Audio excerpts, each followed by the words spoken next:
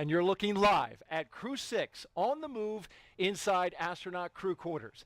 The 3 astronauts and 1 cosmonaut finished putting on their spacesuits in the historic suit-up room, and now they are walking down the hallway to the elevator. In front, Commander Stephen Bowen and pilot Woody Hoburg. Behind them, mission specialist Sultan Neyadi and Andrey Fedyaev. They are getting into the elevator to the first floor where they will begin their journey to space. That and more is coming up next. Sequence 5, 6, 5, 4. I feel the liftoff. The clock has started. Liftoff. We have a liftoff. Roger, 0G. I feel fine. Godspeed, John Glenn. Houston, Tranquility Base here. The Eagle has landed. Roger, Tranquility. We copy you on the ground. New possibilities are opening up for scientific cooperation between countries. 2, 1, 0. Liftoff. Americans return to space as Discovery clears the tower. Discovery, go and throttle up. Discovery, Roger. Go for deploy. Thanks to you and to everybody in the shuttle program. The crew is go for launch. Roger. Nice to be in orbit. We have followed in their footsteps to get us where we are today.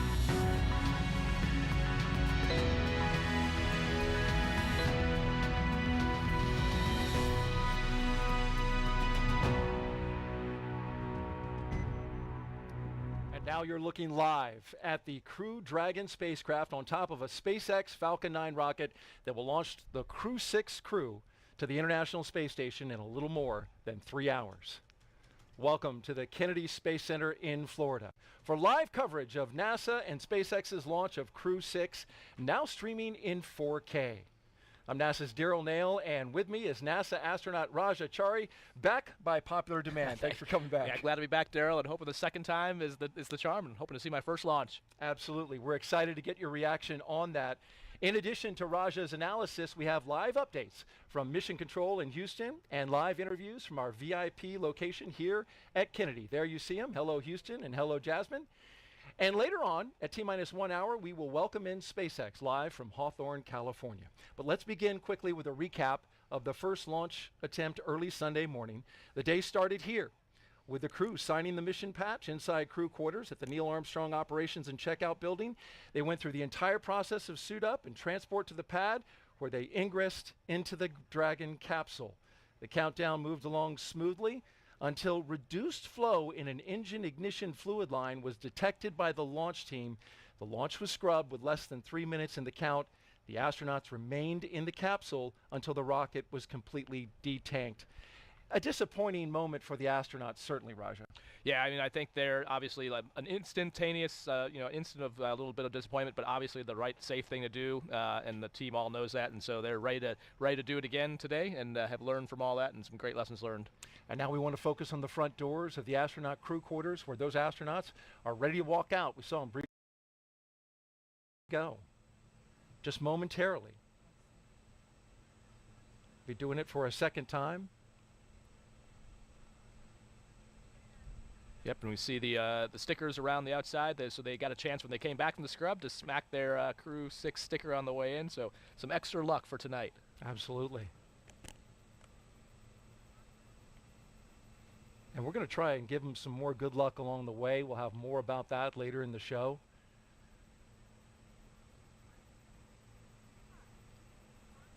You see the sign above them with the names of Crew-6.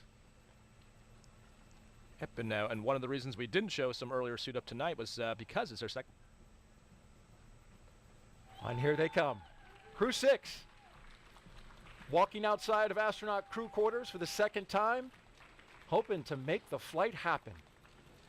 Four on countdown. Crew walk From out. left to right, Crew displays are configured. Andrey Fedyaev, Woody Hoburg, Stephen Bowen, and Sultan Neyadi.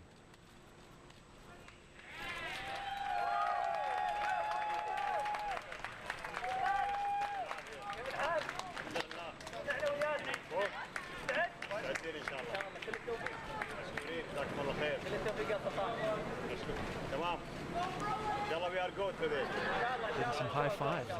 Yeah.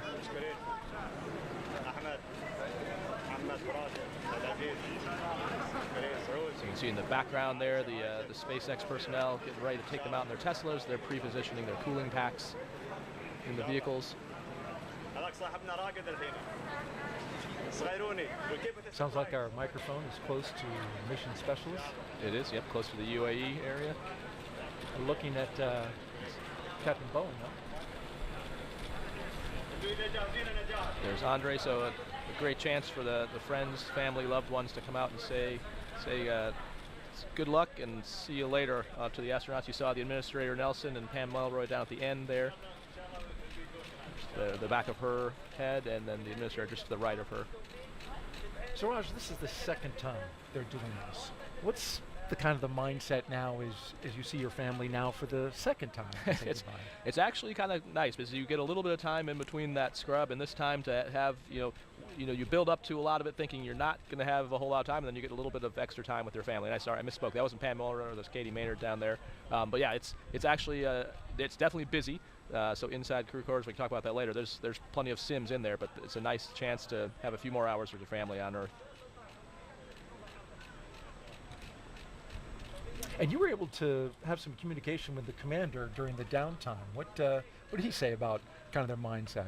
Well, so Steve commented that this is, essentially all in a day's life. Woody pointed out that this is almost like a free training sim for them. So, and that's kind of one of the reasons we saw them ahead of timeline tonight in the suit-up room is they've done it all before. So a lot of doing something the second time makes it a lot easier. So they essentially had another free dress rehearsal to practice it all.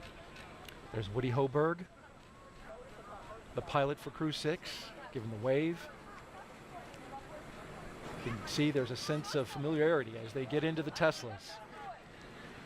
Yep, and now you can see Administrator Nelson there, the bottom right, and then Bob Cabanas just to his right. And I think that's Calvin Manning to his right, the Deputy Kennedy Center Director. So definitely a sign of the importance of this mission to have all the headquarters folks come down here, stay down here. The crew's not the only ones that stays down here between scrubs, they do too. So it's all hands on deck. So the second Tesla, the doors are closed for the commander and the pilot for the mission, and behind them, the mission specialists. In that second Tesla, they also include the flight surgeon. They ride along, and then in the third Tesla, those astronauts are with a second closeout lead. They take some of the closeout team with them on the way to the pad. And take a look at the license plate. We saw this last time. Crew Dragon with a number 6 for the G. Yeah, and this time I know. So last time I was surprised to find out that it changes each time. I was thought that it always said send it with a 3, but it turns out that was only for Crew 3. So Crew 3 was a special mission. Maybe not special enough for to put it on every single. Maybe I've been watching that video too much. You see Nora is at the back of that third car. She's in the new class of astronaut candidates from the UAE, training with who we call the Flies, which is the 2021 class. Yes. New partnership with the UAE for commercial crew, and now the families get to go up to the window. Yep, and you just saw Hazza leave the frame, who was the first astronaut from the UAE to go into space, and then he and Sultan actually trained together in Russia, and then Hazza has been Sultan's backup here in the U.S. So a long partnership between the two of them, training together both in Russia and here. And we'll hear from Hazza a little bit later on in the show. Our own Jasmine Hopkins is going to be interviewing him again tonight. Look forward to getting the words from him and find out if he was able to catch up with Sultan in the interim.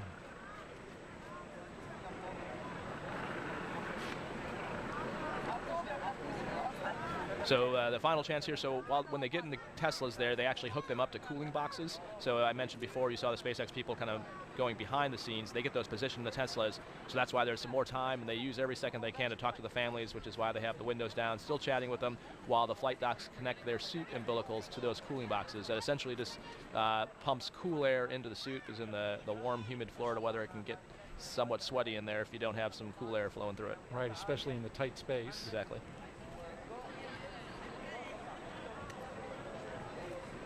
Did you roll down your window when you were riding out? I saw during demo 2, Bob and Doug rolled down the window briefly. We did initially, but I put them up once we got going. And here we go with the crew departing the Neil Armstrong Operations and Checkout Building. This begins the 20-minute drive with a full security escort across NASA's Kennedy Space Center to launch pad 39A. And they're firing up the playlists right now, Raj, as you know. In that first car, if you want to look up these songs and get the vibe of what they're listening to, well, Stephen and Woody are listening to Traveling Band by Creedence Clearwater Revival, May We All by Florida Georgia Line and Tim McGraw, The Space Traveler's Lullaby by Kamasi, he's an American jazz saxophonist, Sing Me to Sleep by Alan Walker, Spaceman by Harry Nilsson. And then in the second car, they got quite a playlist as well. Yes. What did you listen to? So this is it was a collaboration. So Tom and I were in the first car, and then Kayla and Matthias had a mix of U.S. and German songs. So it's like you said, it's kind of the emotional setup for the ride. I think the other benefit of Scrub is we had the benefit of having multiple trips out there, is that the person who's your DJ has a chance to actually zero in the songs. And so Melissa, who was our chief trainer at SpaceX, actually took the time while we were in quarantine to like mix together like a 2021 version of a mixtape, so that we could just play it on the iPod they had in there and time it so that exactly as we were pulling up, we were, finished with the list. Yeah, exactly. So we had a mix of everything from Blue Light Orchestra to some Guns N' Roses. A little bit of some Hugh Jackson. It was a pretty good mix. Actually, Tom and I think Kayla and Matthias, in the travel back and forth to SpaceX and back and forth to different training locations, that's how we sort of sussed out what's on that playlist. I'm sure they did the same for tonight. End with a great finish of the song. As we just saw there, we have, of course, permission to go through those stoplights with the full security escort. And hey, folks, listen, Raja has some great insight into space flight, what it takes to be an astronaut, how he got there. If you want to ask some questions, we want to invite you to participate. If you'd like to ask him a question over the next 3 hours, jump on Twitter, Facebook, YouTube, or Twitch, and send your question with the hashtag AskNASA. We look forward to hearing from you, and I know Raja really enjoyed answering the questions the other night, and he'll do it again. Let's introduce you now to today's crew. Captain Stephen Bowen. He hails from Cohasset, Massachusetts, and is married with 3 children. He holds the title of first U.S. Navy submarine officer to be selected as a mission specialist by NASA. Captain Bowen is also a veteran of NASA's space flights, including space shuttle flights on the STS-126, 132 and 133. During those missions, he and his crew expanded the living quarters on the ISS, delivered an integrated cargo carrier, and a Russian mini research module. He has logged more than 40 days in space, including 47 hours and 18 minutes in 7 spacewalks. He's the wily old veteran, and today he's the commander of Crew-6, a position you know well. I do, yeah, and it's a great position for him to be in. Like you mentioned, he's got some serious experience and street cred, and much like Tom Marshburn on my flight, trusted to mentor and lead 3 rookies going up there, and so I know he's well up to the task and enjoying going on this trip. Sitting next to Stephen is pilot Warren Woody Hoburg. The 37-year-old is from Pittsburgh, Pennsylvania. He studied aeronautics and astronautics from MIT before getting a doctorate in electrical engineering and computer science from the University of California, Berkeley. During grad school, Hoburg worked as an EMT with the Yosemite Search and Rescue. Crew-6 will be Hoburg's first flight since NASA selected him to be an astronaut in 2017. He is also a commercial pilot with instrument, single-engine, and multi-engine ratings.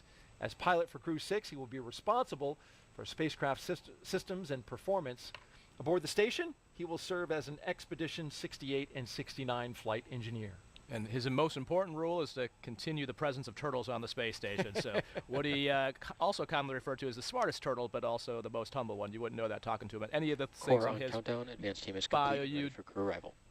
You just heard the core call for countdown, timing for the crew arrival. But yeah, all those things, what he's done by themselves would be amazing, let alone in combination. In the role of mission specialist is astronaut Sultan Al-Neyadi. He was chosen by the Mohammed bin Rashid Space Center of the United Arab Emirates to be part of Expedition 68-69.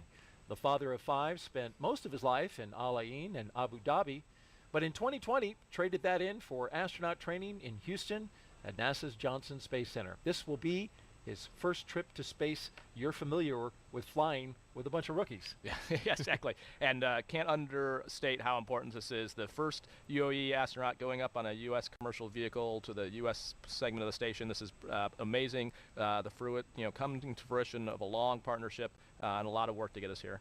We saw a shot of the vehicle assembly building dead ahead, and they'll get up, make that right-hand turn, and go right by it.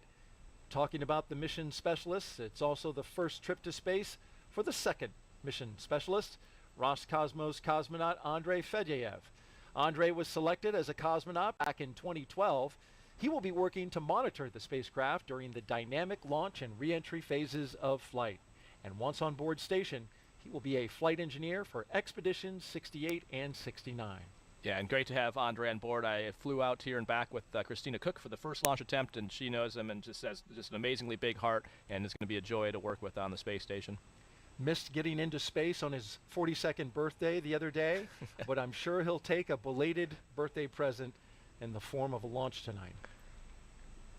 I'm sure they had some extra cake back at crew quarters for him afterwards.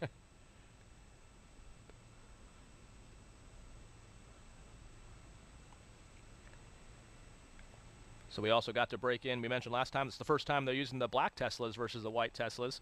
So not sure if maybe Crew-6 maybe have zapped the windshields an extra time to count for their second trip out there. So there's definitely some room to be filled on these windshields, and maybe hide some stickers at a few places where they find after the fact. Yeah, those stickers will get to go on those Teslas for the first time since SpaceX told us they're expanding their fleet of ride-out vehicles. We know they're getting close because I can hear the helicopter. There it is, passing overhead as they pass in front of the Kennedy Space Center VAB, and just a few feet away from the turn basin. And while we're looking at the VAB, the home of the Artemis 1 mission and all Artemis missions, it's a good time to talk about what happened at the turn basin the other day. They're getting ready to pass by that body of water, as we see some folks waving at those cars as they go by. Several weeks ago, NASA's recovery team was in the water, training to return NASA astronauts after a flight back from the moon. So as they get ready to pass this part of the Kennedy Space Center, let's get an update about what happened out there in our Moon Minute. Right now, NASA scientists and engineers are preparing for Artemis 2. The mission will send 4 astronauts on a trip around the moon in 2024. But before that happens, test crews are practicing how to recover astronauts from the Orion spacecraft after splashing down in the Pacific Ocean. This black full-scale replica capsule, named Vader, stands for Vehicle Advanced Demonstrator for Emergency Rescue. It spent the last couple of weeks in the turn basin here at the Kennedy Space Center, where it was floated on the water and tested. Crews practiced opening the hatch and installing an inflatable porch, an important piece of equipment to make sure astronauts can be recovered safely. If needed, adjustments will be made, and then it will be shipped to San Diego, where NASA and the Navy can perform recovery tests in the Pacific Ocean. And for more Artemis updates, check out the QR code on your screen. We're going to pop it up right there. Just scan that with your smartphone, and you'll get updates from our official blog, blogs.nasa.gov/Artemis. We're always updating it with frequent updates as we gear up for Artemis 2. It's nice to see them out there already working on the next mission. Yeah, it's been a long iteration, and since Orion, as part of the Artemis, just like the Dragon lands in the water, a lot of training goes into making sure we're ready for that. We talked about the mission specialists, Raj, and how we've got the UAE, we've got Roscosmos. It's all a part of flying integrated crews.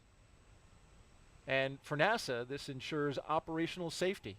Crew members on station are trained to do maintenance and spacewalks, and it also protects against contingencies such as a problem with any crew spacecraft, serious crew medical issues, or an emergency aboard the station that requires a crew and the vehicle that they are assigned to return to Earth sooner than planned.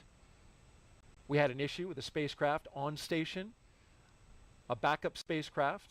The Soyuz was flown up there, but in the interim, NASA always has a backup plan.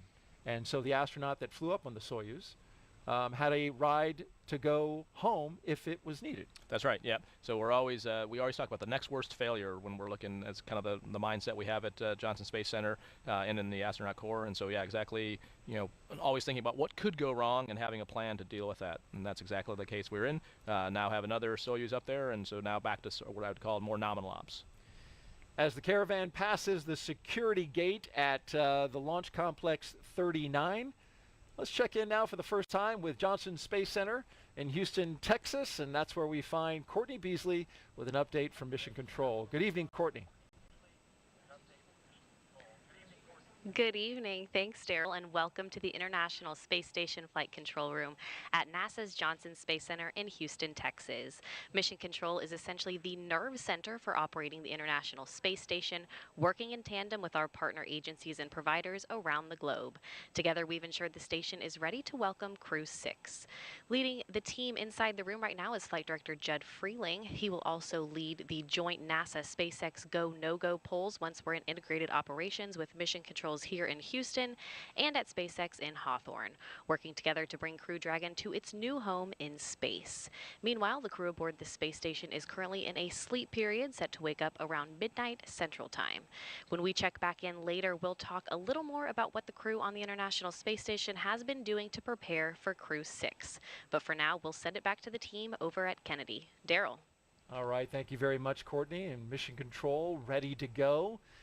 Back here at America's Spaceport, we're watching the Teslas with 3 astronauts and 1 cosmonaut going through the security gate at Launch Complex 39A. So this is inside the pad perimeter. It's inside the blast danger area. Yep, and you see him going by what's called the horizontal integration facility. So you saw him drive by the VAB, which is the vertical assembly building we use for Artemis. SpaceX actually integrates their vehicle horizontally, and then that rolls out. You see those railroad tracks there. That's how it goes out on the transport erector launcher there, the TEL. So they actually stack the capsule and the trunk inside that vehicle and then roll it up the tracks there, and then the TEL lifts it up into position on the pad. And a cool view there from the lead Tesla with that out the window view as they're coming up. You gotta love that as we're looking at the base of the rocket. And recapping again the issue from Sunday night, there was a problem with actually a clogged drain line for the TTAB system. This is the engine ignition fluid that fills the bottom there, the base of the rocket, to make sure that each of the engines of the Falcon 9 lights up. They found out about it and didn't have the confidence that they would have enough engine ignition fluid to light those engines, so they scrubbed. Raj, they later found out that there was a clogged filter in one of the engine lines, and so they changed the filter. They blew out the lines with gaseous nitrogen, cleaned them all out, and now it's up and running great. Yeah, so it's great news. So yeah, the TTAB in super simple terms is kind of like the spark plug of an engine. So we'll talk later tonight as they're loading prop.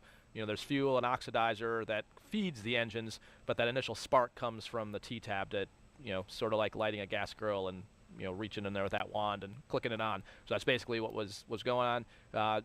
Whenever you see signals like that, initially it's like, well, is it actually a problem or is it just bad telemetry? And that's why, they talk about it through Mission Control, try to look for alternate sensor readings, but ultimately the safe and as proved out, the right thing to do is to call the launch and do what's absolutely safest for the crew. We talked a lot last time. Countdown, crew have arrived at the pad. So you just heard the core call to the team that the crew's on the pad, and that word goes out so the closeout crew and the folks who are setting up displays who aren't watching the 4K stream know what's going on. That's right. But yeah, so that TTAB, they would know if they were watching. Exactly. Hopefully they're not watching. Right. But yeah, so the TTAB, again, if there's ever a doubt, we do have protocols for, like, is it a bad telemetry or just one bad sensor? But in this case, there's a few indications that there was something wrong, and they made the right call to stand down, and as you said, found an actual clog and fixed that. And so the good news is we're back on track. That's a great point about the telemetry versus, the problem. It can look one way, and you could find out there's a problem with the sensor, like you mentioned. But in this case, it literally was an issue that they were able to identify and then quickly correct. And so we're excited to light them up tonight. Crew-6 and NASA and SpaceX. This is our 6th crew rotation to the International Space Station since 2020. This successful NASA program is called Commercial Crew, and it's based right here at the Kennedy Space Center. Jasmine Hopkins now joins us live with one of the leaders of this program. Jasmine. Thank you so much, Daryl. We are back tonight on the balcony of the Operations Support Building number 2 here at Kennedy Space Center. And right now, we're so glad to be joined by Kathy Leaders, the Associate Administrator for NASA's Space Operations Mission Directorate. Good evening, Kathy. Good evening. So happy to be here. Of course, and we are happy to have you. This is round 2, as we said earlier, a second time's the charm. But really, let's talk about that seriously, that we prioritize safety here at NASA. We only launch when we're ready, right? Yes, and there's it kind of seems like a cliche because we say it over and over. Space flight's hard. We say it's really, really hard.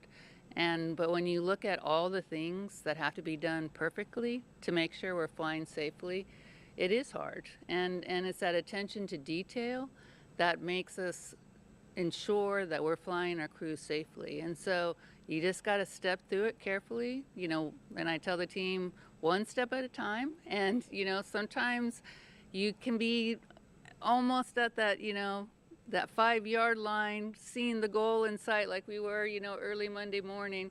And you can have a clogged filter, and you just got to stop and say, okay, we're not ready to go fly today, and we're going to stop, take our time, get ready to go, and reset up again.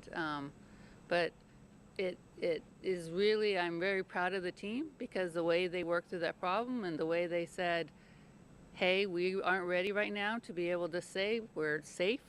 And so we're going to stop and make sure we've got this all figured out and then come back and fly again. I think it is a real testimony to the team. It really is, Kathy. And as you said, spaceflight is hard, but we have been just pushing forward with the Commercial Crew program. As Daryl said earlier, this is the 6th crew rotation flight from NASA and SpaceX to the space station. What do you think of that cadence from the Commercial Crew program?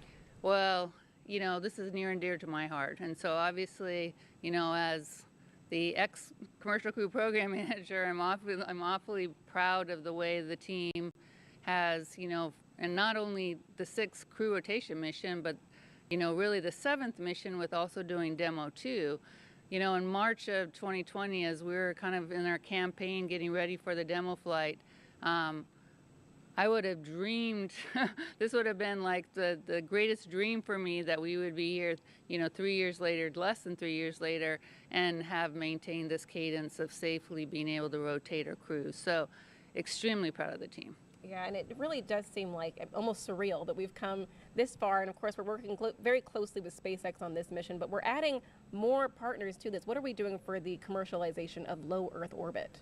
Well, this next, 4 or 5 months is just going to be incredible for the International Space Station. I mean, it's a really busy port for a lot of vehicles coming up. So obviously we've got, Crew-6 coming up, but then we've got another SpaceX cargo mission also coming up in the March timeframe, and that's paving the way for our Bowen first crewed flight test vehicle that will be coming up in end of April. And then we have Axiom 2, our 2nd private astronaut mission, and following that, 2 more cargo vehicles in the next 4 or 5 months. So there's no rest for the wicked, and these people must be very wicked because they're not getting a break, or not much of a break in here. But honestly, this is what we dreamed that the space station program would be doing at this stage. We dreamed that we'd be having cargo vehicles and crew vehicles, because this is when we get to maximize the use and the science that's created on the International Space Station. Right, we really are living the dream. It's a dream to be at NASA at this time. And we've been at this for a very long time, actually. The space station is going into its 22nd year. What do you think of America's continuous presence on the space station? Well, we always talk about not only staying on the space station, but not giving up our presence in low Earth orbit. And so, not only are we preparing for the next 8 to 10 years with the space station, but we're also preparing for our continued presence in low Earth orbit with our commercial LEO destinations. And so we have a lot of work that we have planned to do on the space station, but we also have a lot of work that we need to continue to do on our commercial LEO destinations to get us ready to buy down the human risks that we have for our exploration missions. There's really no other place except for LEO to really be buying down those crew risks, and we need to have those risks bought down for us to really be able to do another long duration flight like a mission to Mars will be. Exactly. And we're just looking forward to the moon, forward onto Mars. Kathy, thank you so much for being here tonight. Oh, thank you. Of course. Daryl, back to you. Thank you, Jasmine, and great words from Kathy Leaders there. If you're just joining us, well, you're watching live coverage of NASA's and SpaceX's mission known as Crew-6. Good evening and welcome to Kennedy Space Center in Florida. I'm Daryl Nail, along with a recent flyer on a SpaceX Dragon, and that is Crew-3 Commander Rajachari. Thanks. Appreciate you being here. Thanks, Daryl. Happy to be back and to get another chance to hopefully get the Crew-6 off the ground. We're getting to see right now that them showing up to take a look at the rocket. We talked about last time the reason they have to crane back like that is the way that the suit constrains you, and it's built to be pressurized, but when it's not pressurized, then it kind of pushes down on your head and neck just a little bit. So taking one more look at the rocket before they head into the elevator, and I did hear from Woody that they did in fact change the labels on the button pad inside that, so it does actually say space on the top button and Earth on the bottom button. The elevator buttons inside, yes. If folks, you haven't seen that meme floating around, there's a picture that shows all the buttons inside this elevator, and they're marked out by the foot level. The top used to be the 255-foot level, but apparently it now says yeah, it's space. been modified to say space, which is appropriate. The 39 complex is historic. We've been using it since the early days of the space age, and continuing to upgrade even the labels. How cool was that to reach over and press space? That's an awesome to be able to hit the destination that you're going to. Yeah. This is the view at the top of the elevator, so they pop out here and then you walk up a floor. You can see there's the water can actually flow through.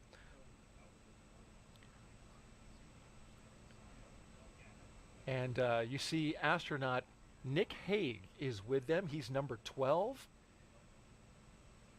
See him turning the corner there? This is the astronaut support person. And Nick Hague, of course, an experienced astronaut, been up to space station, been through a launch abort himself. Great resource to the astronauts. Yeah, it's amazing.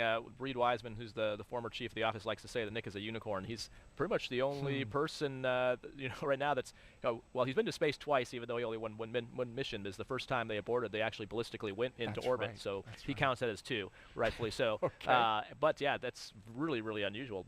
I don't think there's anyone else in the office that's been through a launch abort, which, as we know, the commercial crew program has that as a requirement, so we've got that system now with both Dragon and Starliner, but to actually have done that is a way, it's pretty extreme. Yeah. See Sultan and Andrey heading up the elevator. You notice tonight everything's going faster, which is a testament to the fact that we practiced this once. So they're, now this is the second time the team's doing this, and Woody himself commented there's almost like a free sim that they got to do the other day.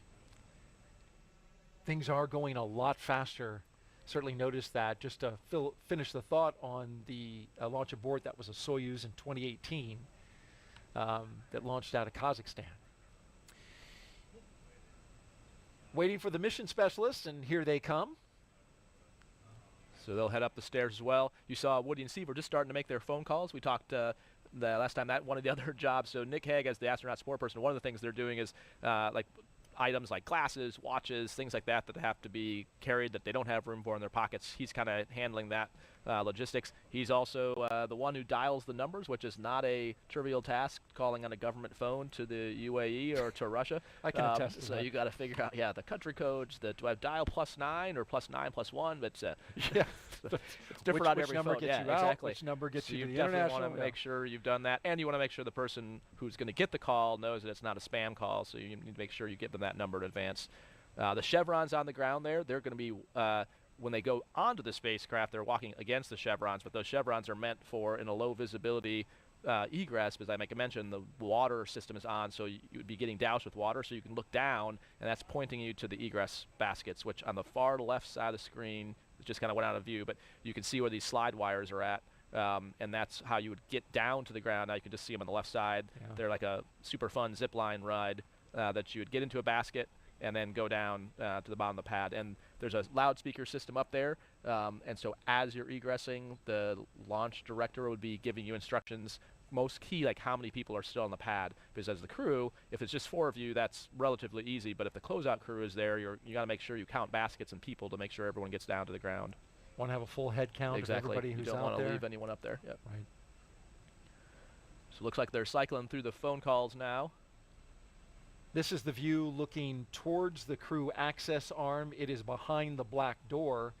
So when they wrap up their call there, they'll be headed through the door, and we'll get ready to see our first 2 astronauts make their way from the launch tower across the crew access arm and begin to ingress to the Dragon spacecraft. And besides the fact they've done this twice, the other reason things go a little quicker is all the little traditions are kind of already done. So they've already signed the patch in crew quarters. They'll have already signed the meatball here. So some of those things that take a little bit of time that are baked into the timeline don't have to be redone. So you can see Woody and Steve just starting to head out on the crew access arm now. And there they are, coming through the crew access arm. The commander and pilot, Stephen and Woody, making their way inside Dragon. Big thumbs up and a wave from the crew. They're hoping today is the day. Core on countdown. Crew are in the white room. You see Arthur is the core at SpaceX, so they keep the shifts the same. So again, we kind of talked a little bit about last time, but the importance of all the sims leading up to this are the same voices. So they'll, through the slip and through the scrub retiming, all the shifts at SpaceX and at Houston actually all stayed on the same timeline, so they could be all the same people. That's Arthur Berrialt, the crew operations resource engineer with SpaceX. That's his voice coming over. You can see the ninjas helping get their, those are the shoe protectors, the boot guards coming off. Yep. So it protects for 2 things. FOD in the capsule is one thing, but the other thing is there's slots in the bottom of those heels, and that's what actually, when you see them get in, you'll see them put their foot up and then down, almost like putting on a ski boot type thing, where it locks in, and that's what keeps your feet restrained under the launch loads and re-entry loads, which is why you'll also see them sometimes, if not during before they are on the launch escape system, you'll see them lock them in, but that also protects the channel from any nicks or dings on the bottom side of that. All right, we've got a question that's coming in from social media as the astronauts crawl in. Started. Arthur calling the ingress has started, which we can see on our screen. So here's the question. Space Brandon on Twitter asks, he's referencing to the view out the window. What is it like to take in this view? Loud and clear. Seat 2, how me? And C2 has you loud and clear as well. So I'll tell you, it's awesome. The view out the Dragon window you don't really see getting in, because as you saw as they crawl in, their head is towards the seats, and then when we flip around, you can see that the white room and that crew access arm kind of blocks the view out the 2 windows there, which you can see if you look at Ninja 10 to their right and left, you can see the Dragon windows. But the view you do have is before you walk across the crew access arm, and it's SpaceX Dragon Seat 3, contract. Wait for Arthur. Loud and clear. Seat 3, how me? Good evening, Arthur. I have you the same. Yeah, so the view from where Good evening, Woody and Steve. Good to hear from you. Sultan and Andrey are standing is awesome. And you got the water, especially on a clear night. You do this during dry dress. You come up here and take in the view, but seeing. Yeah, I think he's talking about taking in the view right there. So right? you can go to the corner to where that kind of white post is, kind of where Ninja 14 is at, and you can kind of hang off the edge. Don't do it too far. But yeah, it is pretty amazing. And seeing the clouds and the water, I think, is what's most distinctly different. So on Earth, you can see the actual individual waves and the clouds moving in from space. You definitely can't see that level of detail. So yeah, trying to take all that in, I don't think you really appreciate it until you come back and see that same thing. And we can see Nick Hague now taking cell phone shots of Sultan as he's on the phone, which a good fellow astronaut does. And you heard Woody and Steve checking in with Arthur. Those are just the initial comm checks. We'll do much more intensive ones later, but that's just to make sure that when they connect their umbilical, that it's fully seated. And so if you get a good comm check, you know that the little pins that connect that loop are good. Our mission specialists now getting ready to board Dragon, Sultan and Andrey with a big thumbs up. Beautiful shot from high above looking into the crew access arm as they make their way aboard Dragon. And while we're watching the mission specialists in action, let's take another social question, which is relevant.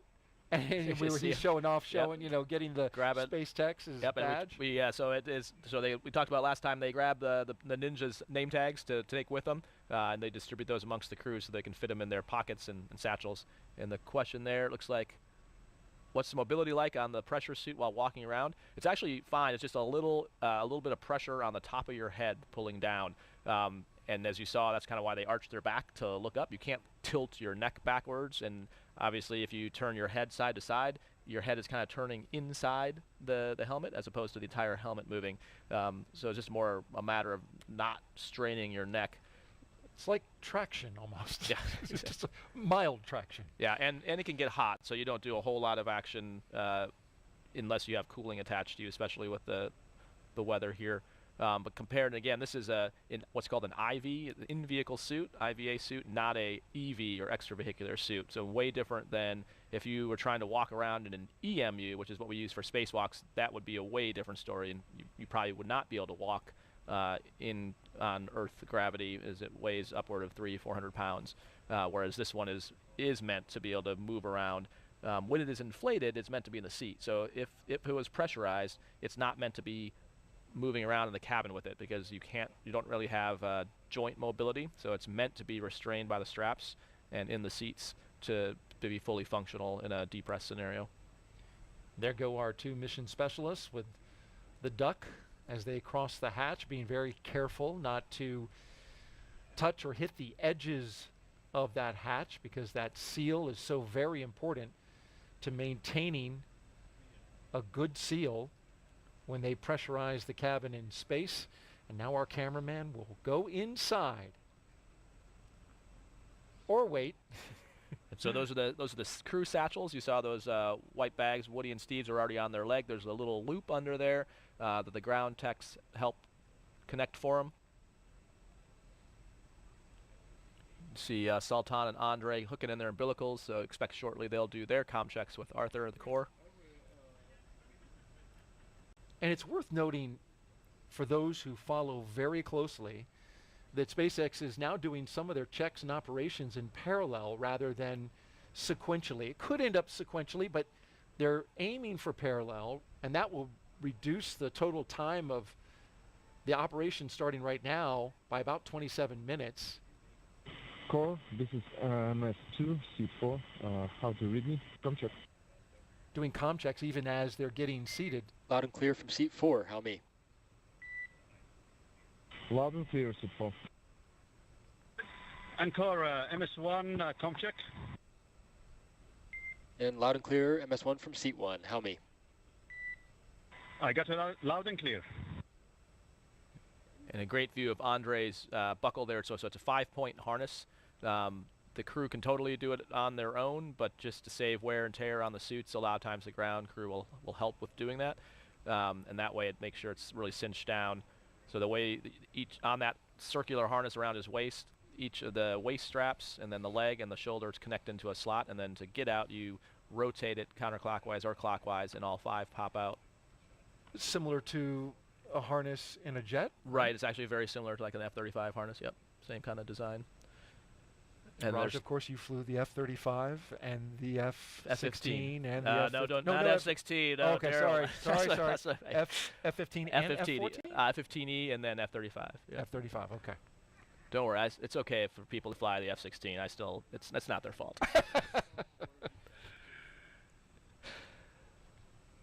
Well, the F-35 certainly the tip of the spear when it comes to the Air Force, and you were involved in that program for a while. I was, yep. I think the only job I would have left that job for was this job. So. And we're glad you're here. Had an incredibly successful Crew 3 mission.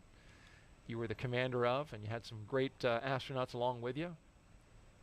Yeah, so flew with Tom Marshburn was our pilot. He had been on a shuttle on a Soyuz, so just a great asset to have some wide breadth. Caleb Barron, a classmate of mine, also a submariner. Yeah, fellow turtle, submariner.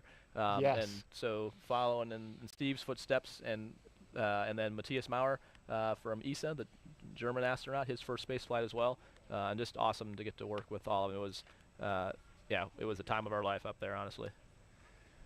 And for those who wonder about what you mean when you talk about the turtles, it's the class of turtles, right? When you graduated into being an astronaut. Right, so a bale of turtles is the technical term. A bale of is turtles. a herd of turtles, if you will. Yeah, so the tradition in the astronaut office is the previous class names the incoming class. So we were named the turtles by the 2013 class, somewhat as a derogatory yes, term? it was, I think slightly derogatory. It meant to be slow, but we took it as quite the compliment. So when the vice president announced our class in 2017, he made the analogy that when he grew up, if you saw a turtle on a fence post, you knew it didn't get there by itself. So we take it as a definite nod to all the people that got us here. Because the reality is, whether it's family, friends, the trainers at the different centers, we are just the doers, the eyes and the ears for the mission control, the flight controllers, the scientists, and our families to do the work.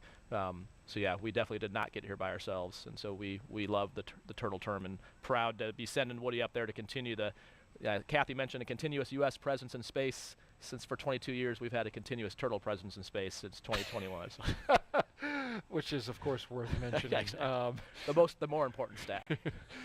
And I had also heard that, poignantly, turtles was fitting because when you graduated, it was Hurricane Harvey.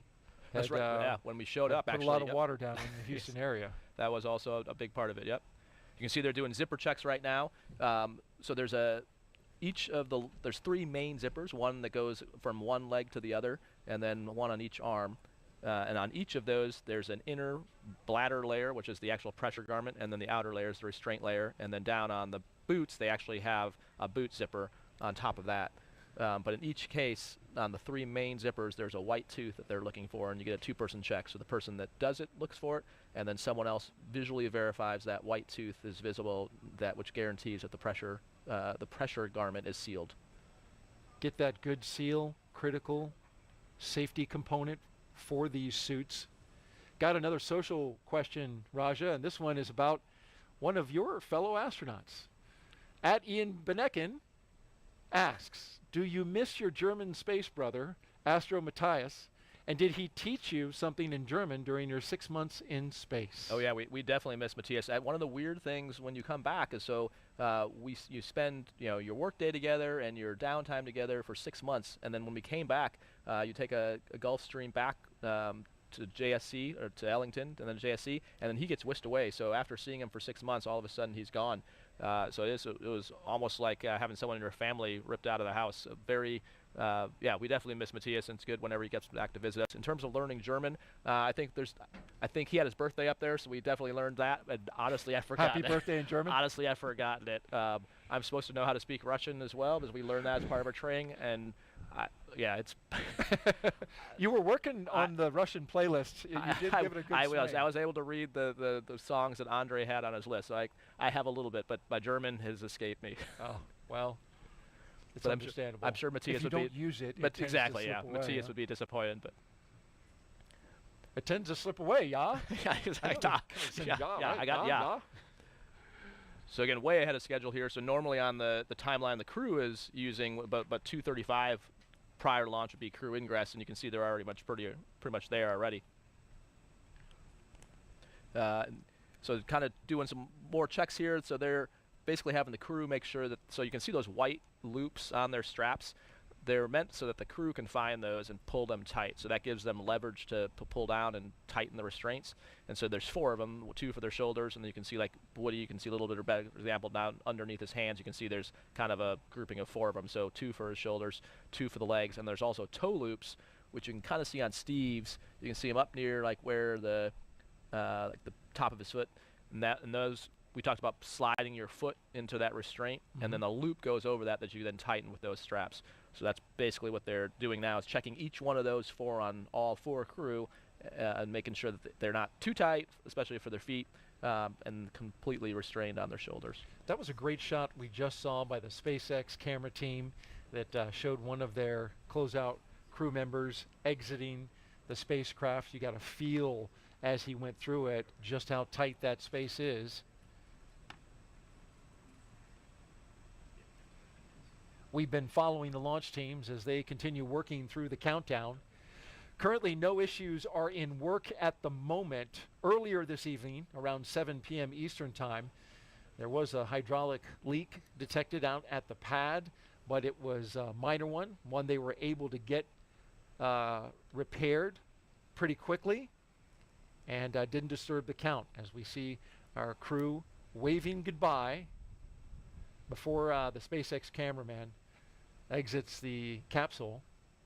You see over Woody's right shoulder the 3 previous stickers of the crews that have flown in Endeavour. So once they get on orbit, I'm sure they've got a sticker in one of their pockets to add to that bulkhead back there. It's a great observation there, Raja, because this is the fourth SpaceX flight. Dragon, the crew is ready for com checks. The fourth flight for the Dragon Endeavour. SpaceX copies, stand by for umbilical comm check. The first 3 were Demo 2, Crew 2, and Axiom 1, which was up at station when you were there. They were, which is the first private mission to the U.S. segment. First time we've launched private astronauts from the U.S., so yeah, a pretty historic mission, and just the start of things to come. You heard Kathy Leaders mention Axiom 2 will be launching in the near future, so we're definitely incorporating the lessons learned and moving forward. Yeah, what was that like? You've got your NASA job to do up in space, and then you're also helping private astronauts. Yeah, we enjoyed it. I think the key is partnering on the science. So they bring, I think the interesting thing is you've got private... Commander, pilot, MS1, stand by while they do MS2, their comm comm check. checks. Commander has you loud and clear.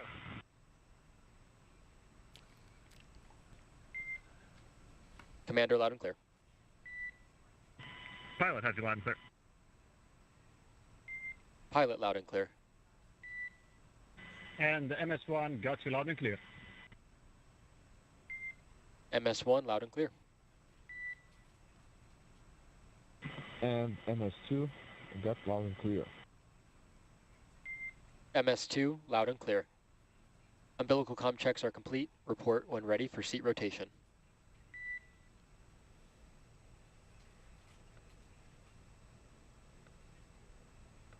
As we get ready for the seat rotation, watching all 4 articulate upwards so they can get into launch position. I want to make a correction. It's a camera woman with SpaceX who's getting those fabulous shots. Relying on her to give us SpaceX Dragon, the crew is ready for seat rotation. these great views that we see. And this view right here, in fact, she's shooting it right now. SpaceX copies, initiating seat rotation. I'm sure it's a challenge to not only maintain that steady shot in that very small hatch, but she also has to maneuver around the team, making sure that she doesn't interfere with the operation. She's doing a great job. Exactly. Yeah, so there you can see the seats moving. So they're in procedure 4.100 on the display, so that's what Woody was interacting with there a second ago. That comm check they did before was just checking the hardline communications, so their umbilicals, they're ready. That was just making sure they verified visually that all their arms and everything was clear of the translation path of the seats. You don't want anything getting pinched. And then what they're watching now on the displays is what's called a tack count, which is the motor that's running the seats to see if anything is out of limits. Looks like it was a good rotation, and they'll probably report that here shortly from the core. And you can see. Does it make a cool motor high-tech sound? You can't actually hear it. No? You know, you can. It's more like. Dragon, SpaceX seats are in the launch position. SpaceX Dragon copies and concurs. Now you can see a great view underneath their seats of what else they're taking up to the space station with them. So those central ones there, those are cold lockers. So definitely some kind of science in there that has to be preserved at a particular temperature. The left side, the aft two look like it's some kind of cargo. The forward two, which we can't quite see, is survival equipment. That'd be the red. And then the right side looks like a semi-larger piece of cargo. We call all those things CTBs, those containers. And they are referred to by the Dragon, size. SpaceX You are go for Section 2 suit leak check preparation. And SpaceX Dragon copies go for Section 2 suit leak check preparation. So that bag is red for a reason. Right, so it'd be easy to spot, gear. exactly. So spot that real quick. The timeline, so they have 2 displays, well 3 displays, but the 2 they're probably looking at is one's called a timeline, or event details we call it. Normally you'd be ready for suit leak checks about 2:14 from launch, so again running ahead, which is good. You heard Arthur ask him, or the Corps ask him to get ready for the suit leak check, so you saw them just pull their visors down. Steve's talking to him right now about the reminder to remain still. There is a way for the crew to stop a leak check, and the reason you would do that, because as it's pressurizing, let's say you got a hot spot in the suit, that pressure bladder, there's folds in that, so as it inflates, it could poke into the back of your knee, elbow, or joint, and so there is the ability for the crew to stop that if someone's experiencing pain. Come in there and make the adjustment. Exactly, yep. And so they'll leave the door open for that reason? Yep. Yeah, and also if the suit fails the leak check, they've got some components up in the white room there where they could come and try to fix something. But the reason they did... SpaceX Dragon tear is complete. We are ready for leak checks. SpaceX copies. You are go for Section 3 suit leak check. And we are go for Section 3 suit leak check. That's in work. So the whole reason they do the leak checks in the suit room is to find any gross malfunction and know that the suit is fine. So if there were something between the suit room and now, you would suspect it was probably a zipper just not being fully sealed versus something actually wrong with the suit. So now we're seeing those suits inflate? Not quite yet. We'll see them. Yeah, the way you'll know is you'll see their arms kind of go out like zombies eventually, which they're just they're stretching out right now. They're looking at what's called a suit transducer. So they're wanting to make sure it's in 0. You'll hear Steve tell them that the tear is done.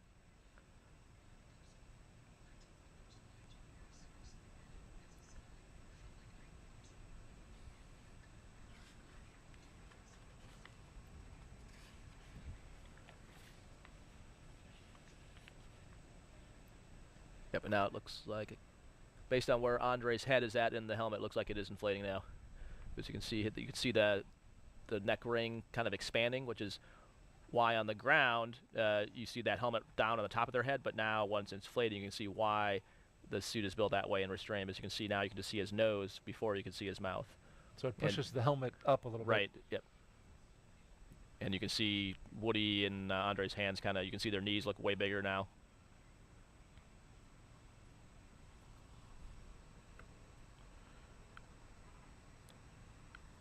And so they have an indication of what the suit pressure in each seat is at by individual, and they're waiting to see if it holds steady at full pressure. And you can see that at this point, the last basically 30 seconds are kind of critical. You're trying to move. If you move, that can actually throw off the reading. And so at the same time that they're performing these suit leak checks, new for this mission, SpaceX is also right now performing the side hatch inspection. This is part of them doing those operations in parallel that I mentioned earlier, which will save them time and build time into the margin. Exactly. Just in case they need it. Yeah, wherever you can buy margin, because these are all instantaneous launch windows, meaning if there are problems, unlike a shuttle launch where there's built-in holes, this one is a continuously running clock. So anytime you can buy yourself margin for having problems, that's great. Our T0 tonight, 12:34 a.m. Eastern Time.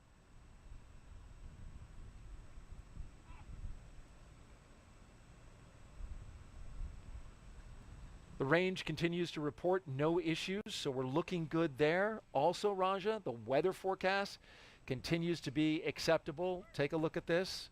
Just like on Sunday, only a 5% chance of violation for weather.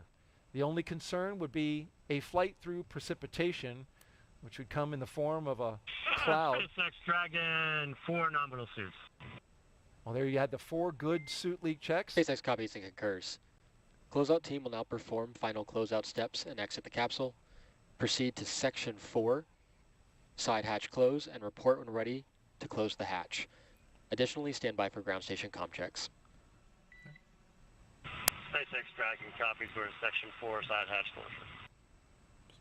It's good to hear the good suits, and there we see them already well working underway with that side hatch inspection. Yep, so I'd expect the crew will pop their visors back open here shortly. And then the core mentioned, you can see them opening now. And you can definitively see, it's a good example there now, you can see Andrey with the way his helmet sits when it's depressurized, you can see all the way down to his chin. So you can see how the suit expands when it's inflated. Want to wrap up the weather before we get too far away from it. Only a 5% chance of violation for launch from here. And SpaceX Dragon crew was ready for side hatch closure. So the crew's ready for the side hatch to be closed, but the closeout crew continues to inspect and document. SpaceX copies. The launch team still monitoring the weather in the ascent corridor. And I understand from our team at JSC that that's right on the line. We're green to go at the moment, but they are monitoring that closely. Of course, this is the winds and the sea states along the ascent corridor. Should, for some reason, Dragon need to abort off the top of the Falcon 9, it would need to splash down somewhere along the eastern seaboard.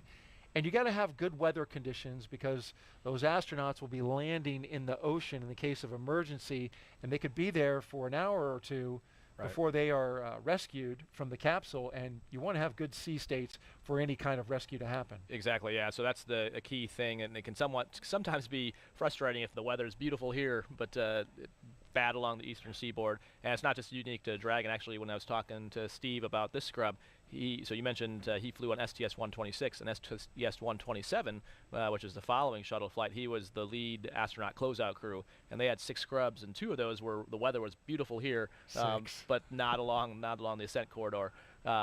But yeah, it's important for both the capsule and for the recovery teams as well. So if the winds and waves are out of limits, that can be a problem for the capsule landing in the water, specifically what's called the back shell or the bottom of the capsule. And then the other problem is, actually getting a recovery team to them. If you've got really bad weather conditions, it's dangerous for them as well. So we try to protect. You need to protect for that entire case and that whole corridor, and we also protect for some trajectory deviations, if you will. So usually things are pretty much right down the middle, but we also build in errors to that trajectory, so you actually have to build out a zone along the ascent corridor. It's not just a straight line, and so that adds even more surface area. And when you're talking the ocean, there's a lot of weather. There's a lot of ocean out there. Yeah, exactly. It is a large area of weather that you need to be good to go before you launch, which is much different than uncrewed launches. Right. When you're not launching people, you don't have to monitor the weather to the extent that you do on a night like tonight anytime you're launching astronauts. So it is a tighter needle to thread. Yeah, it is an impressive array of recovery forces that are pre-positioned to support this. And so there's Navy ships, there's Air Force assets, pararescue, basically not just along the East Coast, but on the West Coast, out of Hickam Air Force Base in Hawaii. There's C-17. So pretty much it's a worldwide posture. Other nations volunteer to help. So when you hear them talk about the abort calls on the way up, they'll call Shannon, which is actually in Ireland. So we have help even from European partners. So it is quite the choreographed effort to make sure that they're safe all along the ascent trajectory. Shannon's a good Irish name, right? Yeah. For well, yeah. So on Crew 1, Shannon got to call Shannon. And there's the good ship Shannon as well. So you can see they're taking a look at the hatch seals on the hatch side. So they already looked at the spacecraft side while they're getting in. That's why you see a Ninja 35 kind of holding in position and someone tucked behind there. They're looking at the hatch side seals as part of the inspection before they close it up. And while they take a look at that, we want to talk a little bit about the beginning of this program and the history that was made, as well as quite the honor that was bestowed on Raja's fellow astronauts. We're launching, of course, American astronauts on American rockets from American soil, and it all began with those 2 trailblazers of the commercial crew program, Bob and Doug, who recently received the highest civilian honor an astronaut can achieve. Dragon, SpaceX closeout team is taking final steps in prep for side hatch closure. Stand by for transition to pad hatch closed, and please ensure that all items are secure from now through launch. SpaceX It is my Dragon. great honor to award you both the Congressional Space Medal of Honor. In January, Vice President Kamala Harris spoke to a packed room at the White House about the dedication of NASA astronauts Doug Hurley and Bob Behnken. Bob and Doug represent the best of our nation. There's no question about it. NASA selected both men to be astronauts for the Space Shuttle program in 2000. But when the shuttle program ended 11 years later, Doug and Bob's work did not. NASA collaborated with the private sector to build the next generation of spacecraft. Every part of the capsule, from flight controls and emergency procedures to computer displays and cockpit layout, all of that shaped by Bob and Doug's decades of know-how. And in May of 2020, the SpaceX Crew Dragon was ready to soar. Bob and Doug returned to the Kennedy Space Center. They suited up, they waved to their families, and they rode an elevator up nearly 20 stories. They strapped in to their seats and waited as the tanks beneath them filled with tens of thousands of gallons of fuel. And then 3, 2, 1, 0. Ignition. Liftoff of the Falcon 9 and Crew Dragon. Go NASA, go SpaceX, Godspeed, Bob and Doug. Demo 2 was the first crewed flight for NASA's Commercial Crew program, ushering in a new era of human spaceflight. And now, the names Doug Hurley and Bob Behnken have been added to an elite list. Prior to this ceremony, the Congressional Space Medal of Honor had only been given to 28 people, astronauts like Neil Armstrong and John Glenn. We're following in their footsteps, and so it's just an incredible honor. It was humbling to be a part of the mission. We got to be the smiling faces on the pointy end of a rocket ship. Because of their bravery, missions like Crew-6 are happening today. Bob and Doug together have written the first page of a new chapter in the history of American space flight.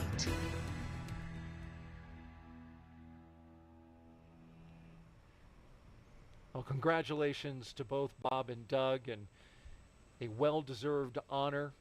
Doug Hurley recently retiring from the astronaut corps. Bob Behnken still cranking it along. In fact, he came out and was an astronaut co-host, sitting in your seat, Raja, for Crew 5. And it's a great contribution. I like the soundbite where he said, the smiling faces on the pointy end of a rocket ship. But they often, gave a lot of credit to those around them who helped build the rocket, build the spacecraft, train them, get them to where they needed to be in order to have the confidence to ride a space vehicle for the very first time and make that historic flight. Yeah, they were really leaders of the team. There's no doubt about that. And I can't repeat enough what the vice president said. It literally is a new era of space flight. I mean, Kathy Leaders mentioned, here we are on Crew-6. Who would have thought that then? I mean, and just the way they designed that team. There's still things in training. It's very common to hear, even as we talk about Starship design and stuff like that for lunar lander with SpaceX, but definitely during Dragon training flows of why is the display this way, or how, this seems like a great solution. How did we come up with that? Bob and Doug, and they were so inclusive in training as well. I distinctly remember getting to come out on some trips and Doug and Bob having me sit in the capsule with them, and them taking the time, not only they're doing the sim, but also showing me this is what this means, and this is why this display is doing that. So I mean, they brought everyone along with them, and so it wasn't they're being very humble, saying, yeah, they are riding the rocket, but they brought that team along, and they spent many years before Demo 2 developing the work, working with SpaceX, working with the NASA teams. I mean, over a decade of work to get to where they were, and so very well deserved, and couldn't be prouder of them. And they have left a lasting mark on the astronaut office, on the agency, and really on the nation. I mean, we have now an entire industry that didn't exist, before this commercial crew program. I mean, it's quite amazing when you look at like going to SpaceX, going to Bowen, going to these places that are doing these programs, and seeing all these engineers that have a place that they're proud to go to after college and want to go to. It's inspiring. And yeah, it is an exciting time coming down here to the Cape. You just see the buzz down here. There's so much going on, and they kicked all this off. There is a launch now every 6 days here at America's Spaceport, and you're absolutely right, Raja. You know, we've never been this busy. Yeah. You know, aiming for more than 100 launches this year, just SpaceX alone.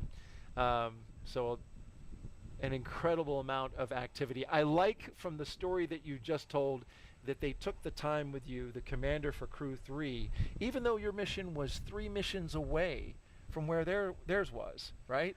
Well, there might have been an ulterior motive. So I don't. Doug probably doesn't want me to tell you this, but so I had my. He's not here. He's not here.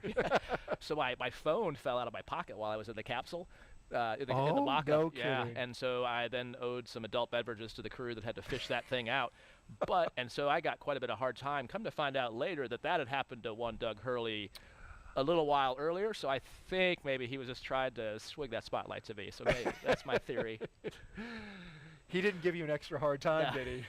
He might have. Oh, yeah. he might have, even so. Okay. No, but yeah, it was awesome though. No, I mean, it was, and you're exactly right. That kind of mentorship is exactly what we lean on in our office. We have a term called IAs, which are instructor astronauts, and those two epitomize that, bringing the whole Corps along with them, and they had the lessons from shuttle, and you know what worked, what didn't work.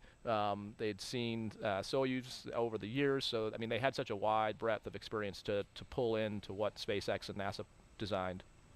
And while we're speaking about honors that come out of the White House, Raja, you were nominated by the President of the United States for the appointment to grade of Air Force Brigadier General. It's a nomination, so you're still waiting, Senate approval, but congratulations. Thanks very much. Yeah, we're very humbled and proud to get to continue serving in that next grade. So yeah, excited to get to do that here at NASA. NASA's military astronauts, we have a number of them here, you being one of them. Very proud to have you both serving our country and helping us explore space. Yeah, and we love our jobs.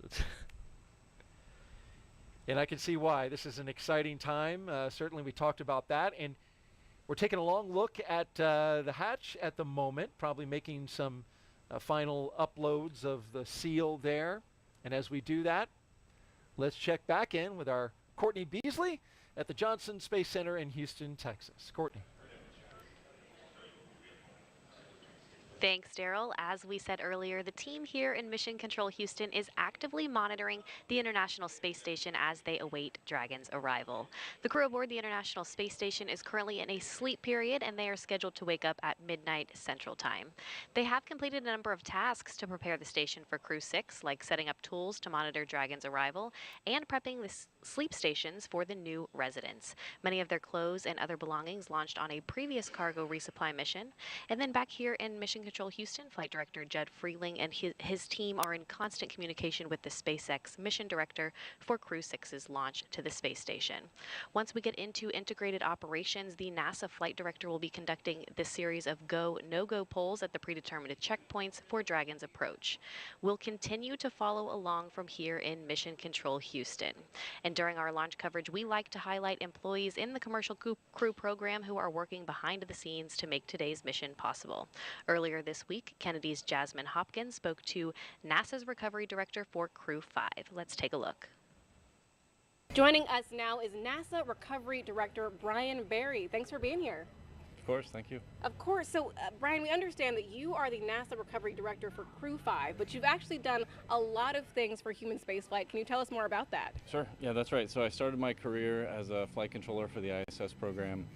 My team was responsible for maintenance on the space station. So I had the opportunity to work directly with the astronauts, train them on tools and repair procedures. So that was a lot of fun and something I never thought I would do when I was studying to be an engineer. After that, I moved over to the safety team, and I was our safety rep for the Commercial Crew Program Safety Panel. So that was my first exposure to CCP, and I would go review the hazard reports for Dragon and Starliner. That was a pretty neat experience also because I was able to work with Bob and Doug prior to Demo 2 and just kind of work with them on the hazard reports and get their perspective on the risk and the mission overall. After that, in 2020, I came out to Commercial Crew, and I work for them directly now, and I've been doing launch and recovery operations since then. On the launch team, my role is to lead the rescue effort if we need to. If there's a pad emergency egress or a pad abort, the launch rescue director calls in the rescue forces, so that's what I did for Crew 5 launch. And then as the recovery director, I lead the NASA portion of the team that goes out on the ship with SpaceX. We bring out our flight surgeons and we check out the crew and we load them up on the helicopter and get them back home. Right, so you've worn a lot of hats for the Commercial Crew program. How did your work as a flight controller in Houston prepare you to be a NASA recovery director? Well, in Houston, working the ISS operations, you see day in and day out in the control center, you get the full feel of the 6-month mission, so you understand what the crew is going through for that long of a mission. And I think I just kind of bring that crew perspective of the ISS side to the CCP program, and so when it's time to bring the crew home, we know we owe them a smooth and speedy recovery, so that's our priority and our objective. Right. Brian, it's great that you have that personal relationship with them. What challenges do you and the recovery team have to be prepared for? Well, the biggest challenge for recovery for Dragon is definitely the weather. We have to find a landing site where the winds are low and the waves are low. So SpaceX has several landing sites around the state of Florida that we can look at and choose the best weather. Beyond that, we start looking at things like contingencies if the crew is injured, and we've got helicopters on standby for a medevac if we need to. And then, there's also just built-in redundancy on the ship and throughout the vehicle. So. But yeah, weather is definitely the biggest challenge for landing. Right, weather is a huge challenge in Florida for a lot of things. And after Crew 5 returns, Brian, you're going to transition to a new role in the Commercial Crew program, Mission Manager for Crew 8. Can you tell us how you're preparing for that? That role begins 18 months out. So for Crew 8, which launches a year from now, we've already begun those meetings with SpaceX. And so it's pretty exciting to be a part of that early in the mission. And yeah, I'm just honored and proud to do that for the program. Of course. Well, congratulations, Brian. So glad to have you here tonight. Thanks, Jasmine. Thank you, Jasmine. And we are currently now 2 hours and 7 minutes and counting as we watch the SpaceX closeout crew close the hatch to the Dragon capsule. Dragon Endeavour, the flight leader in SpaceX's fleet, with flight number 4 today, hopefully get off the pad and notch another flight under its belt. Countdown is proceeding nominally at this point. On board Dragon spacecraft Endeavour, we've heard the communication checks between the Dragon team and the crew. The astronauts, you can see them seated. They were rotated into flight position. We had their suit leak checks. That was successfully completed. Yep, and you heard the call from the Corps prior to the hatch closing about making sure that all their loose items were stowed. That's kind of key, because once that hatch is closed, if you drop anything, that's a problem. So you can see right now they're probably updating their notes. The hatch is closed. You'll probably hear at some point SpaceX confirm the hatch is closed. They're watching on the bottom of each of their displays. It always shows the flight computer state, and what that state tells you is it's sort of major phases of that the vehicle is in, and then it's important to the crew because only certain commands are available in a particular state. So once hatch is closed, and that kicks off the next sequence of events. I thought it was interesting you mentioned this during our first launch attempt. There's a state that you move into where the emergency handle Dragon is active. SpaceX ComCheck over ground station. That's one of those states. Correct. SpaceX Dragon, have you loud and clear over the ground station? But it's not active in all the states leading up, so certainly a very definitive point in time. Corps has you loud and clear. Ground station ComCheck is complete. Stand by for TDRS ComCheck. Now we're rolling through the comm checks. These are with the different different paths. So we have checked via the hardline communication. Now the hatch is closed, so it's the first one you heard was the ground. Now it's through TDRS, which is the S-band communication system. So basically through satellites. And that's important because once it gets off the pad, line of sight will work for a certain amount of time, but eventually you're going to have to rely on satellite communication. So they're checking that out before they get to orbit. Well, afterwards, the SpaceX closeout team will be performing the final leak check on the hatch And then once that is finished, you can see it there, it's closed.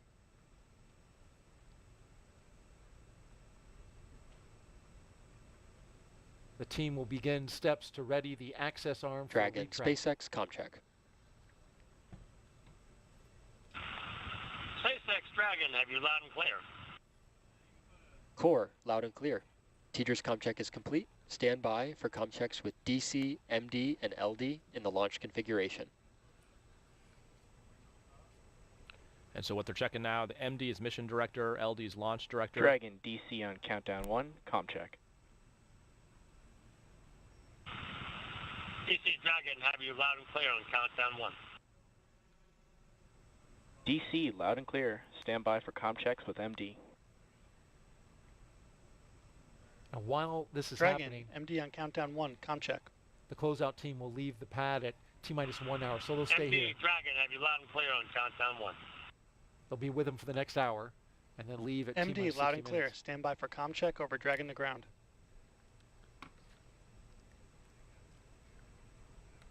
Dragon, MD on Dragon to ground, ComCheck. MD Dragon, have you loud and clear over Dragon to ground? MD, loud and clear. Stand by for ComChecks with LD.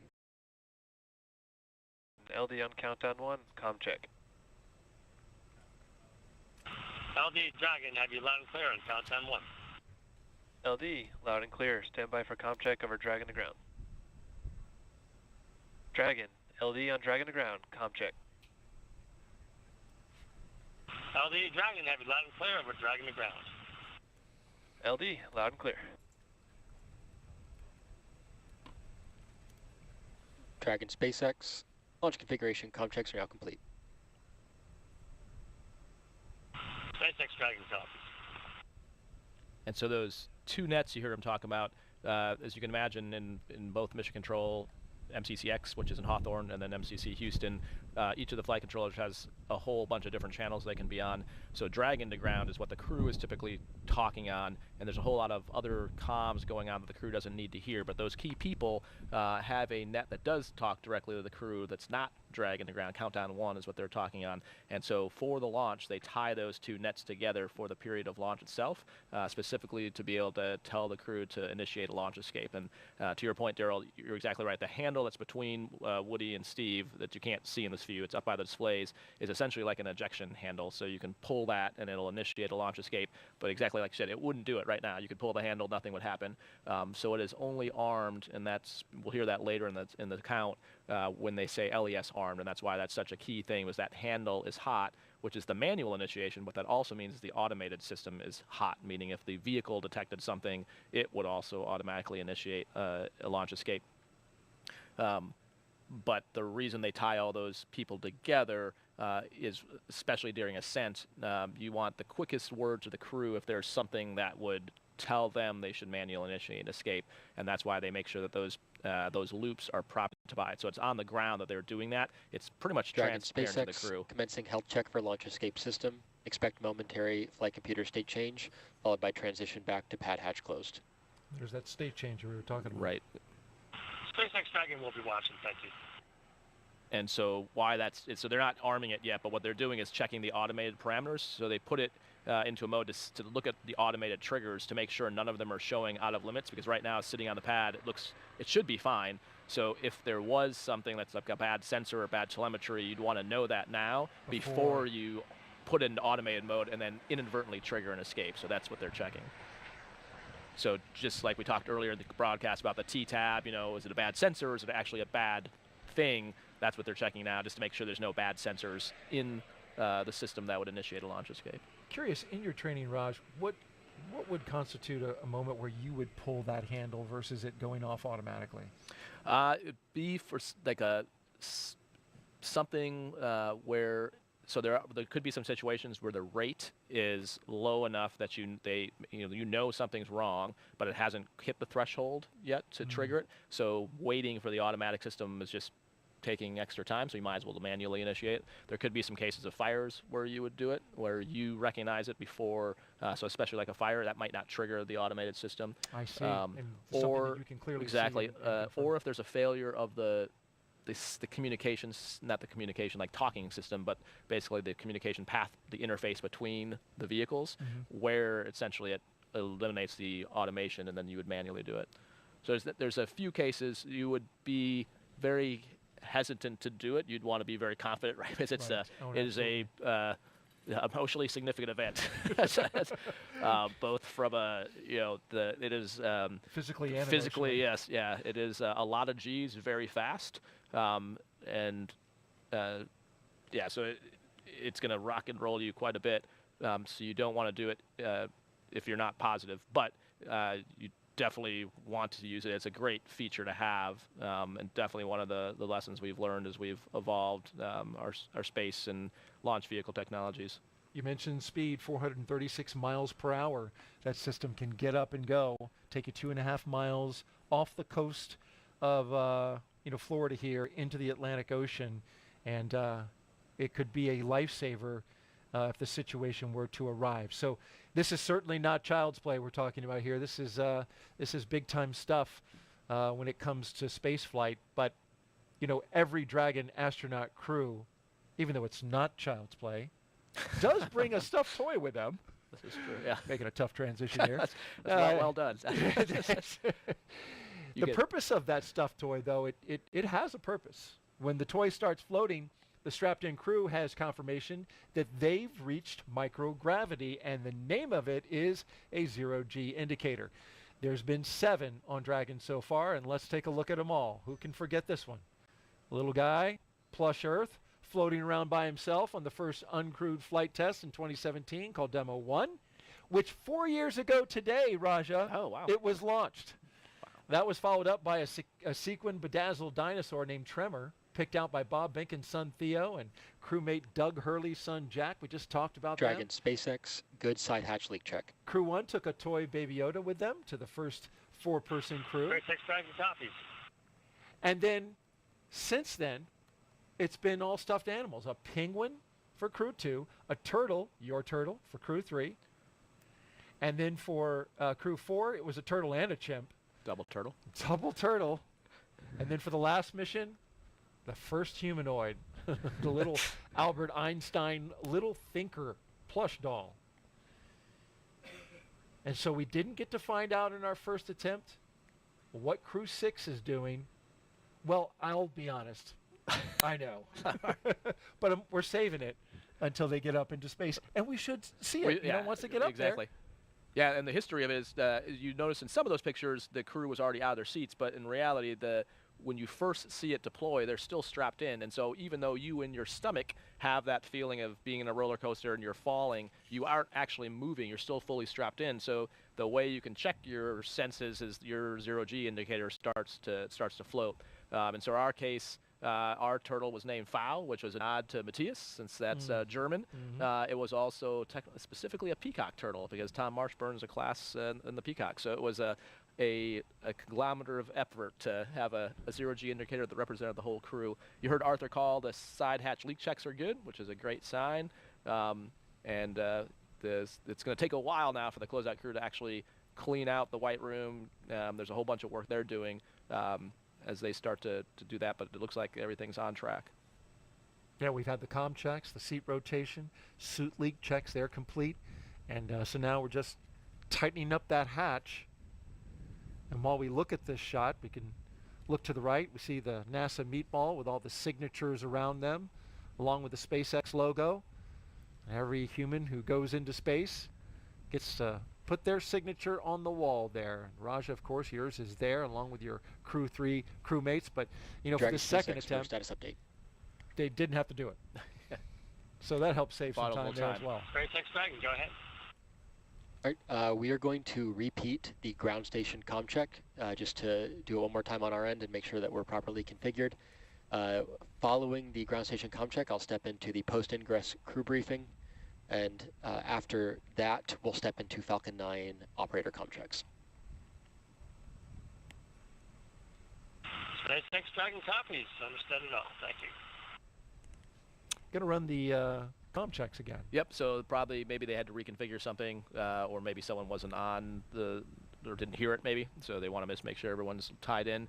And then you heard the Falcon 9 operator comm checks after that, which we haven't done, and that will be when you hear the different subsystems for each of the Falcon 9, the main parts that they're monitoring that could lead to a launch escape. They'll all chime in, and again, so for the same reason I described before, making sure normally those people wouldn't talk directly to the crew, but if you had, one of those systems that that was your question, like, hey, when would you do it? Like, well, that would be a time, like, if the GNC, which is Guidance, Navigation, Control, see something off that they think is dangerous, they can have the ability to call the crew directly and tell them to initiate a launch escape. Okay.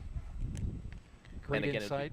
It'd be like a trend they're seeing. Maybe it hasn't hit the automated limit, but they know it's going to, and so if it buys you a second or two, then it's worth getting Might that be call. faster than the automated system. Right. And that's why they're consolidating the communications to the crew, as Raja has mentioned. We have an hour and 53 minutes until liftoff at 12:34 a.m. Eastern Time here from the Kennedy Space Center in Florida, America's spaceport. Now as the pad team wraps up its final checks and clears the white room, that's when the action will start to pick up. We're looking forward a little bit. Crew access arm will retract. We'd have the arming of the launch escape system, and then of course prop load. So we will keep this live view of the crew here as they're sitting tight for the next hour or so. Rajachari doing a great job of keeping us informed about what's happening as we watch it. And if you want to ask him a question, we're taking them. Just head on over to social media. Oh, great question actually on there. So actually the one's not a question was a shout out from Steve Bowen's fellow submariners. Looks like we've got one here that from @Danny Scara. Okay. What happens after you're strapped in and waiting to launch and you have to use the bathroom? So we get really good at using diapers. They're called MAGs. What are they called? MAGs, which is the acronym for Maximum Absorbency Garment, but it's basically a diaper.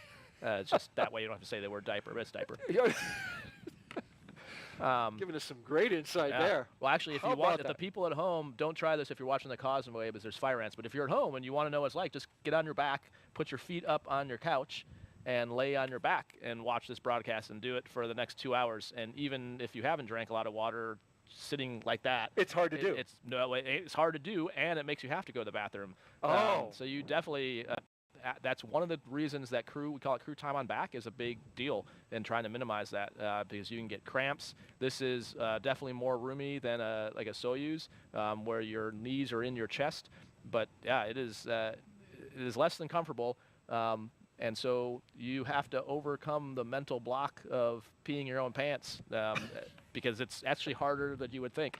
But we get practice doing that in NBL runs. So because you're in the pool for practice. Yeah, well, when you're doing NBL runs, you're in that suit for like 8 hours in a mag also. So that's kind of where you start. Then actually, when you're in training, we call it like day in the life sims when you do like a whole day in the Dragon. And so yeah, you get used to using it. But that's exactly what you do. You saw the reason we cut away when they pulled up to the pad is there's actually a trailer behind the launch pad where they can use the bathroom one more time before they go up the elevator. And you try to never leave a bathroom or a runway behind you if you're flying. Never pass up the chance to use a bathroom. But yeah, so it's a fine balance because you want to be hydrated, especially when you get to space, because you tend to get dehydrated. So you want a fluid load. But the downside is that especially when you're on your back with your knees in your chest, it tends to give you the sensation that you have to go to the bathroom.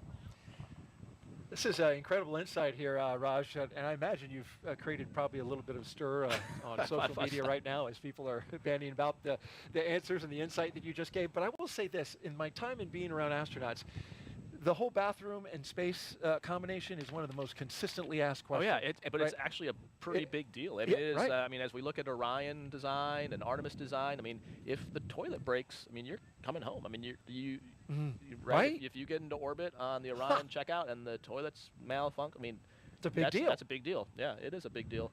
I mean, if you look at on the space station, that's one of the, if the toilet goes down, that is all hands on deck to fix it, because that is a big deal. I mean, if you've got 7 people that can't go to the bathroom, things are, you only have so many diapers. I can only imagine. Well, with that, let's head over now to Houston for a closer look at what the crew will be doing when they reach their destination, and that's where we turn to Courtney Beasley. Courtney? Thanks, Daryl. Once Crew-6 arrives at the International Space Station, they'll officially become Expedition 68 flight engineers. Once on board, they'll do something known as a direct handover, basically saying that Crew-5 and Crew-6 will be aboard the space station all together until Crew-5 comes home. Crew-5 will be able to give Crew-6 an orientation and show them the ropes, which might be particularly helpful for the 3 first-time spaceflyers on this flight: NASA's Woody Hoburg, UAE astronaut Sultan Neyadi, and Roscosmos cosmonaut Andrey Fedyaev. A direct handover also helps ensure a continuous U.S. presence on the space station, which is a record we've held for more than 22 years now. And as the station is first and foremost a laboratory, the crew will jump right into conducting experiments, with new research still to be delivered on upcoming cargo flights. But for now, we'll toss it back over to Jasmine Hopkins, who's with NASA Administrator Bill Nelson. Jasmine. So much, Courtney. Yes, we're back here at Kennedy on the balcony of OSB-2, and right now so honored to be joined by Administrator Bill Nelson. Thank you for being here. It's another pleasure.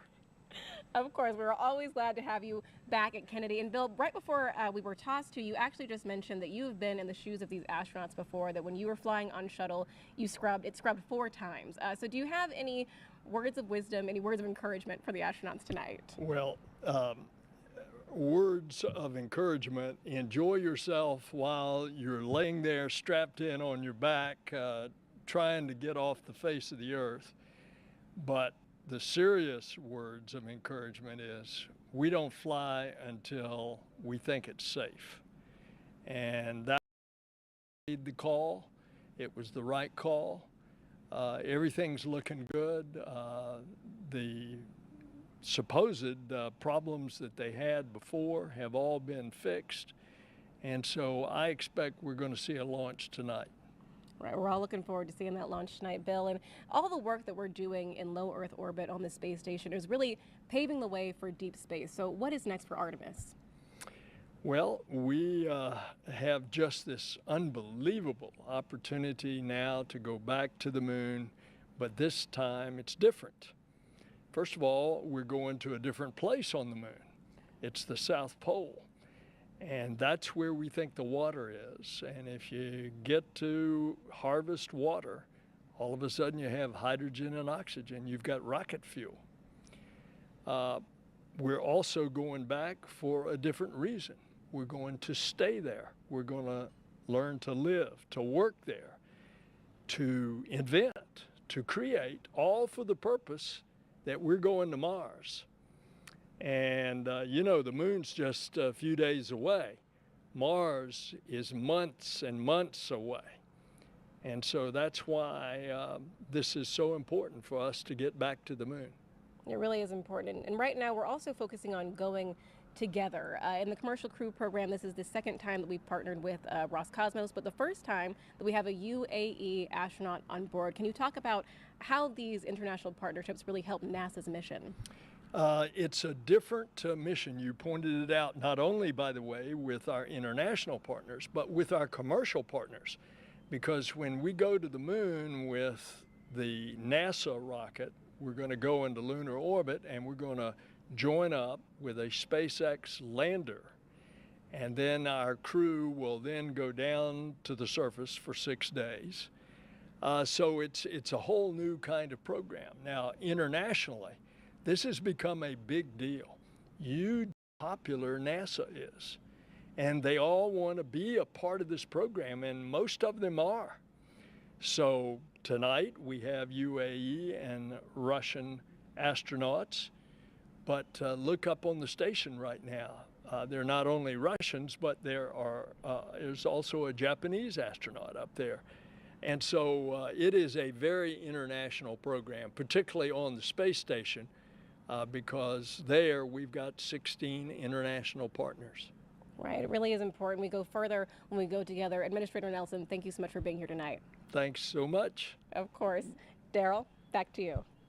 Thank you, Jasmine and Administrator Nelson. And we are now T-minus 1 hour and 44 minutes from launch as we look at the pad here. Dragon on top of a Falcon 9 with the crew access arm attached at the moment, but getting ready to retract. As we look at it now, we want to also take a closer look at some of the life-changing science that astronauts are performing aboard the destination, the International Space Station. The International Space Station is a state-of-the-art microgravity laboratory that is unlocking discoveries not possible on Earth and helping us push farther into deep space. Every single day, we are answering big questions about Earth and about space, about where we came from and about where we're going. But the other thing that we're doing is we're learning more questions to ask. Microgravity turns almost everything we know upside down. Liquids behave completely differently. Fire burns in new ways. Biological systems reveal surprises. There's a few things that have made me gasp out loud up on board Space Station. Watching heart cells actually beat has been a pretty big one. We're studying ways to grow food in microgravity. I got to tell you, these are pretty amazing. We're learning how human bodies react to life in space and how to keep crew members safe and strong on long-duration exploration missions. Deadlifts are awesome on Earth. They're also awesome in zero gravity. We're testing technologies that will be critical to our return to the Moon and Great Leap to Mars. Our research has contributed to medical and social benefits on our home planet, allowing us to find new ways to combat disease back on Earth and develop technologies to deliver clean water to remote communities in need. The spectacular vantage point of more than 200 miles above our planet supports our monitoring of Earth's climate, natural disasters, and plant life. The orbital perspective that we have here on the ISS is just absolutely amazing. Earth is gorgeous. The growing new space economy, so vital to our continued progress in space, is flourishing in low Earth orbit. We're inspiring future generations from a platform that is one of the largest international collaborations of our time. We're doing science at 17,500 miles per hour. Come along for the ride.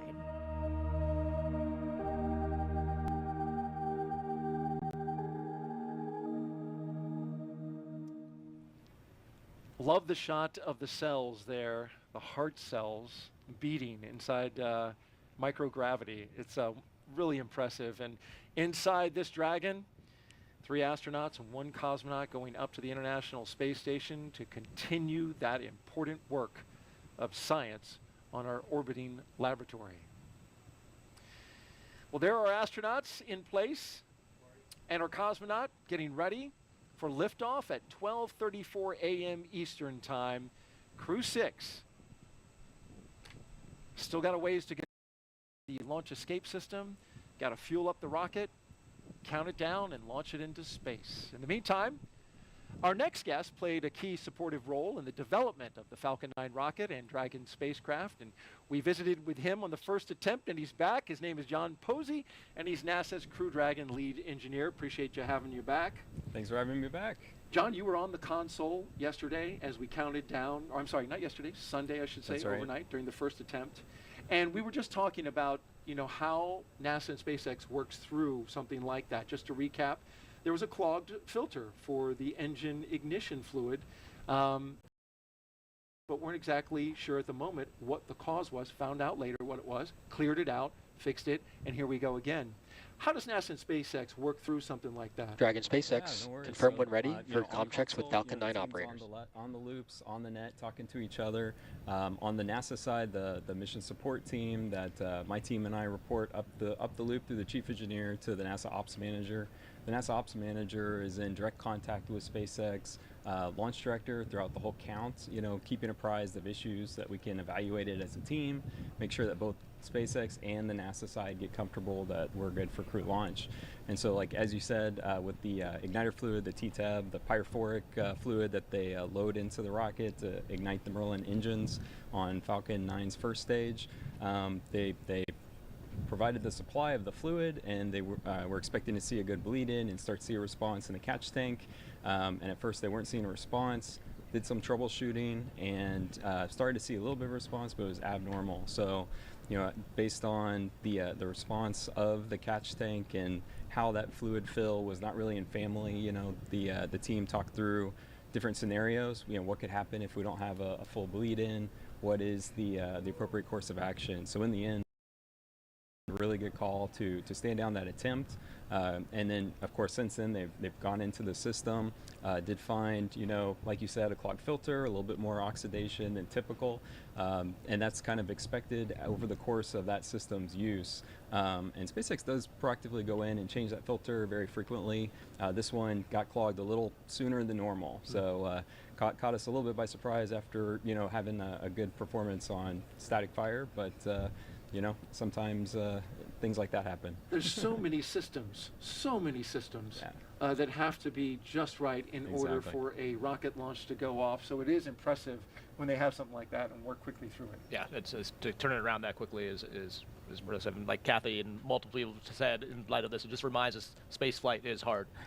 Absolutely. And so, John, now that you're returning for launch attempt number 2, how does the team reset for the next attempt?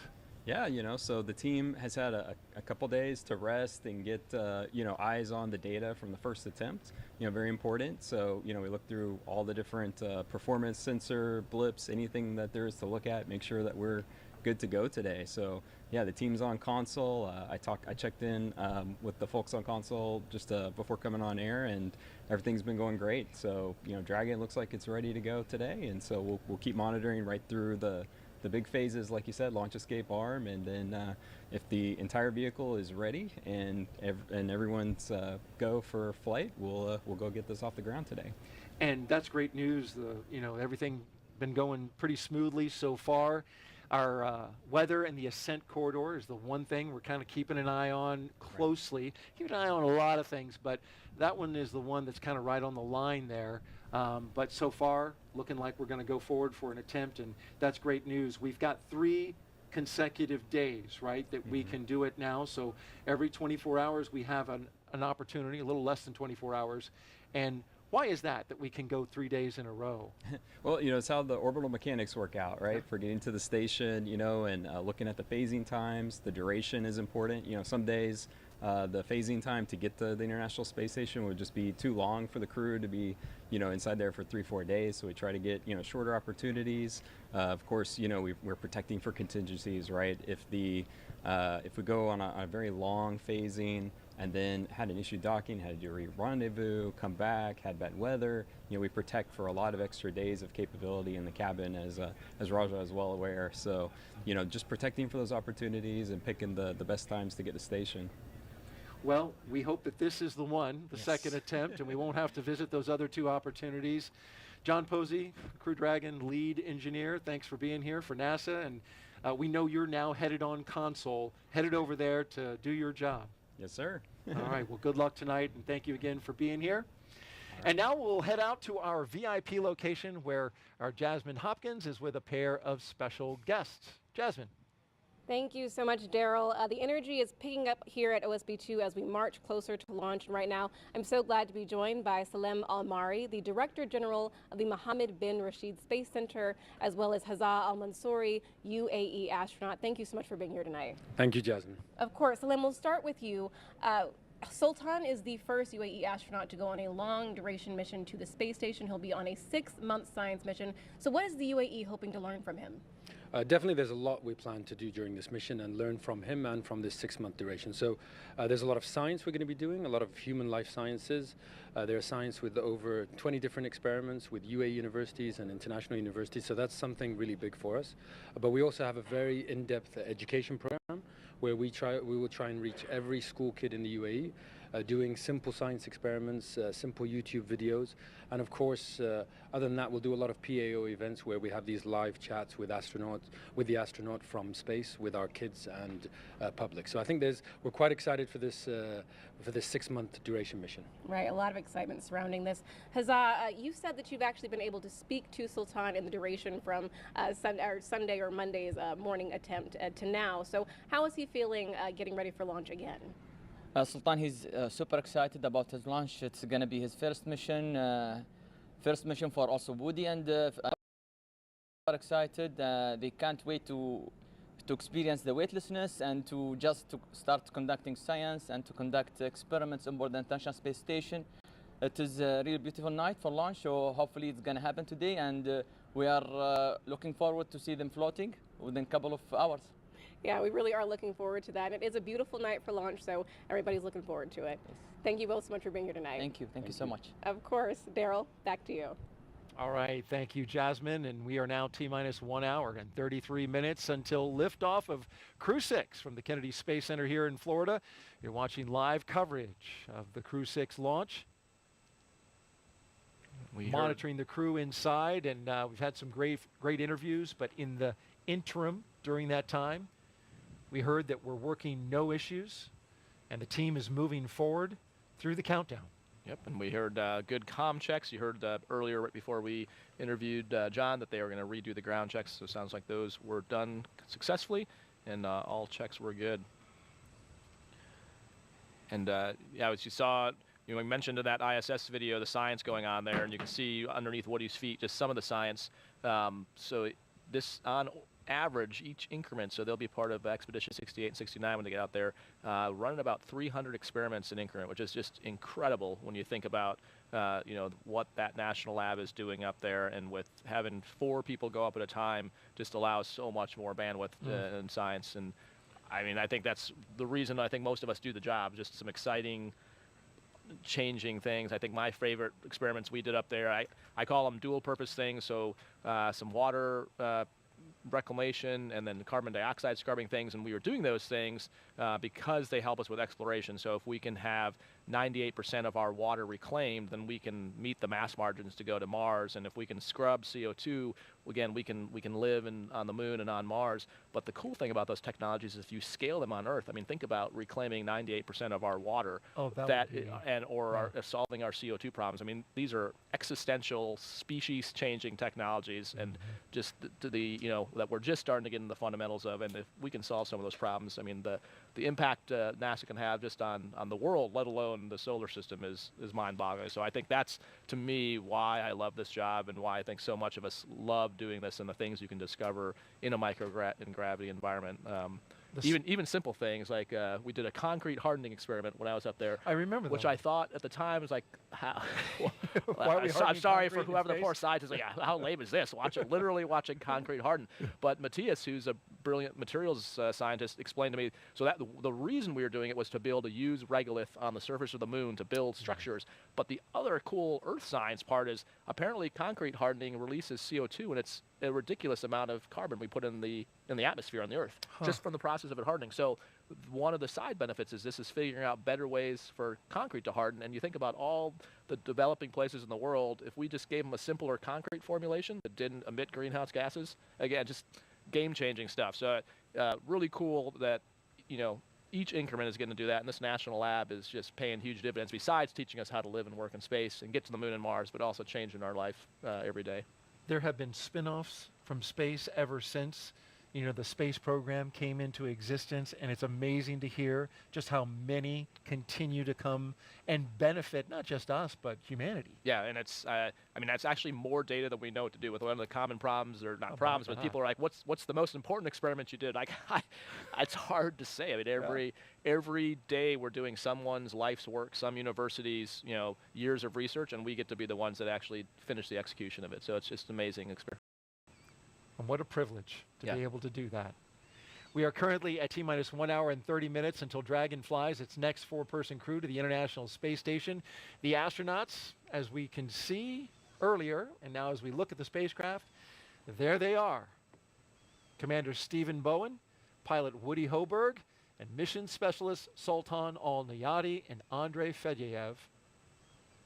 In their seats, they're strapped in, ready to go. And along our launch timeline at the moment, we're getting ready to have those launch escape system and communication checks conducted by the Falcon launch team. And we'll be listening in for that call out. Yeah, so the closeout crew is presumably still working items there, and we expect around at T-minus an hour is when they would probably start departing. And then that gives them time to clear out the what we call the hazard zone before they start working the launch escape systems. Each Crew-6 astronaut is allowed to bring a few personal items with them inside the Dragon capsule there, and they do that so they can have something for their roughly 6 months in space, you know, something from Earth to remind them of family, friends, loved ones, something they love about planet Earth. And here's a few of the items that Crew-6 is taking up. Sultan Neyadi said he's bringing a kimono. He's going to be throwing some moves up there, some jiu-jitsu. He's also bringing a small toy rocket from the popular European comic Tintin. Andrey Fedyaev is taking a few photos and some pins he plans on sharing with his family when he gets back home. For NASA astronaut Woody Hoburg, he's bringing one simple item, a photograph with deep personal meaning to him. In terms of personal items, mine's simple. Unfortunately, over the summer, I lost my father, and so I'm just bringing a photo of him that means a lot to me. And I wish he could come along with me, but at least I will be bringing him along with me. So yeah. I'll talk this. Yeah, and this is the photo right here, Raj. Woody says it's a picture of his dad, Jim Hoburg, finishing the Boston Marathon and leaving it all on the course. Jim Hoburg, along with his wife Peggy, raised Woody and his brother in Pittsburgh, PA. He was an electrical engineering professor at Carnegie Mellon University, where he was known for his exceptional teaching. When he was 75 years of age, he passed away at 75, I should say. Woody says he will remember his father for always showing up and for his relentless pursuit of truth. When he gets to space, he's going to keep that photo in his crew quarters, a touching tribute to his father all the way up there in space. Yeah, and I think what a tribute, and like we were talking about before, none of us got here on our own. Someone got us here, and you know, Woody's dad made Woody who he is. All of our parents made us who we are. The instructors at JSC, the centers we visit, we are really just a reflection of them. So I'm glad Woody's able to take his father with him. I think most astronauts take things to remind them of their family, their loved ones, up with them, because you are separated from the Earth, but it's right there, but you can't go home at the end of the night, so having that to remind you is very important. Now here's what we talk about, what you brought up, and we did this last time, but I had to change my show and tell. Yeah. I love that you did that, by the way. What do you have? So last time I had my academy shirt. I also had a high school shirt. So you brought two shirts. I had two shirts. Yeah. Okay. So what do we have Columbus here? Sailor. So from Waterloo, Iowa. Yeah. So I grew up Waterloo, in Iowa. Yeah. That's right. So my high school shirt. One thing. So we showed these last time. Yeah.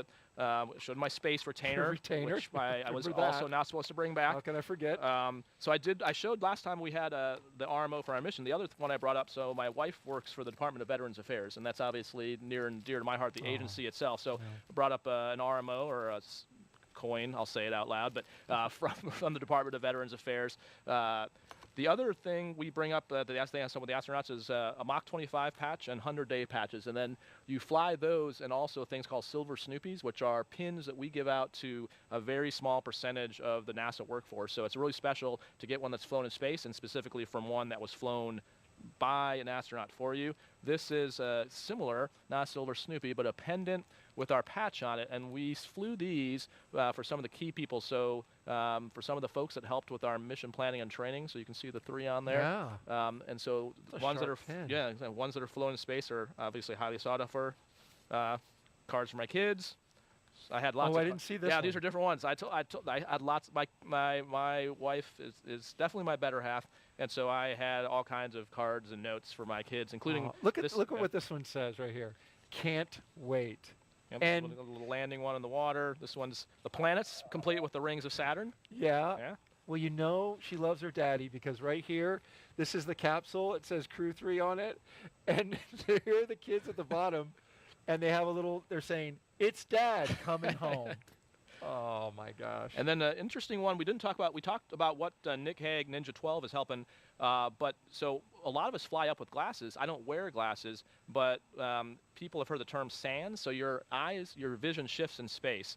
And so what happens It shifts. So what happens is the fluid in your body pushes up. And what can happen, this is the leading theory, so we're actually still trying to figure out exactly what happens, but the leading theory is that fluid pushes against the back of your cornea and it changes the shape of your eye. And so they fly us up, so these are glasses I had with me in the Dragon, in the event that my vision shifted enough that I would have a hard time reading the displays. Put those on real quick and show us what that look is. I think like. you're just trying to humiliate me now. Yes. Now I can't see the screen though, the teleprompter, so I'm going to take them back off. But yeah, I can see up close really well. That's what it's meant for is up close vision. Yeah.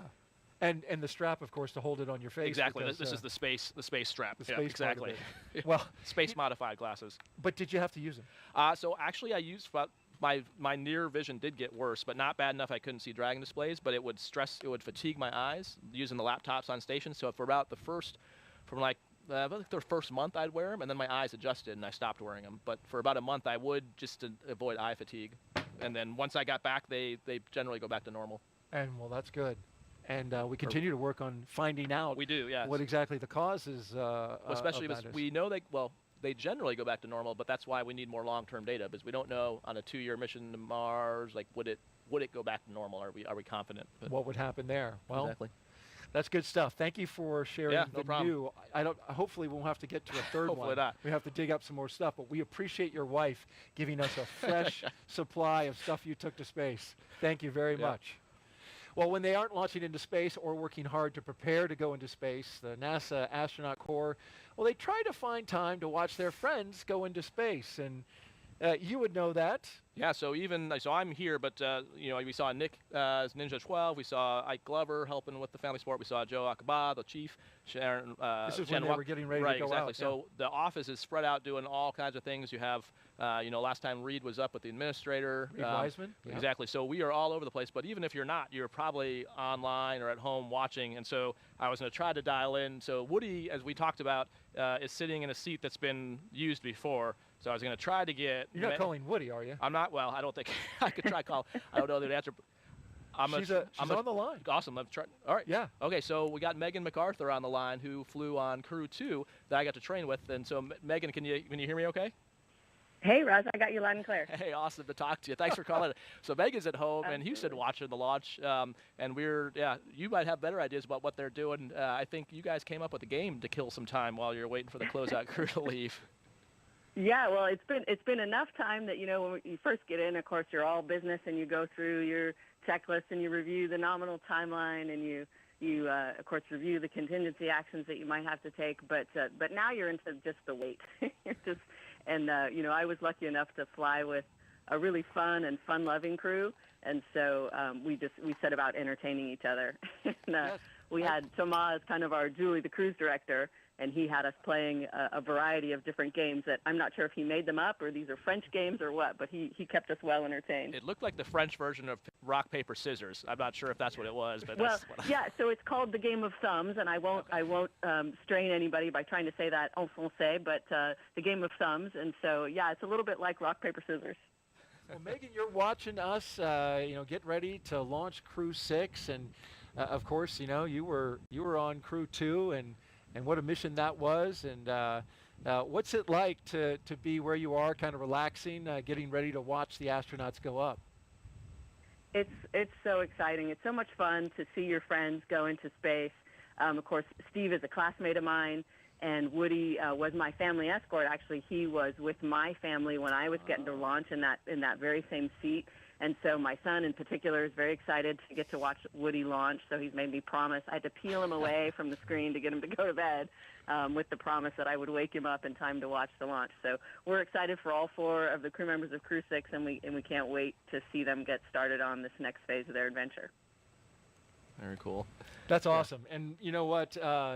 We are counting down just 1 hour and 20 minutes to go until liftoff. And, I got to ask you, Megan, How's Raj doing so far? Because you were one of our co-hosts sitting in this seat. So you wanna grade him live on the air? You could text me. Oh man, A+, Daryl. How could it be anything else? He's just doing amazing. We are, like I said, I had to peel my kid away from the screen, and of course Raja, he recognized you as the guy that cut his hair. Oh, that's right. Yeah. Before Daddy came home. His quarantine cut. Yeah. I still don't pay for That's haircuts. right. I cut That was my an own hair. important haircut, yeah. Theo was a test case. Yeah. Megan was nice enough to let me test out my hair cutting skills on our son. Really? Wait. You didn't tell me that. No, don't worry. I tried. I did it on other kids. Theo was the first. Yeah, you cut your hair in space. Remember, did you? There's some kind of Flowbee thing that you used? Yeah, it's basically a Flowbee. Yeah, it's a very loud Flowbee. Yeah. And Megan, were you doing your hair in space? No. Oh no. We just let that grow. Yeah, just let it grow out. And I remember seeing the shot of you, just your hair just flowing freely, and it's a great shot of you floating around, doing your business. Yeah, I often feel like my hair deserves its own credit, in the credit line, like Megan and Megan's hair, because it's a whole entity on its own.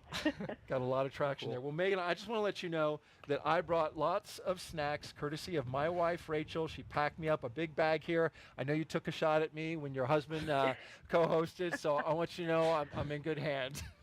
Awesome. Can't have you getting grumpy. No, ma'am. Thank you very much. Well, Megan, we really appreciate you joining us this evening, watching the launch from home.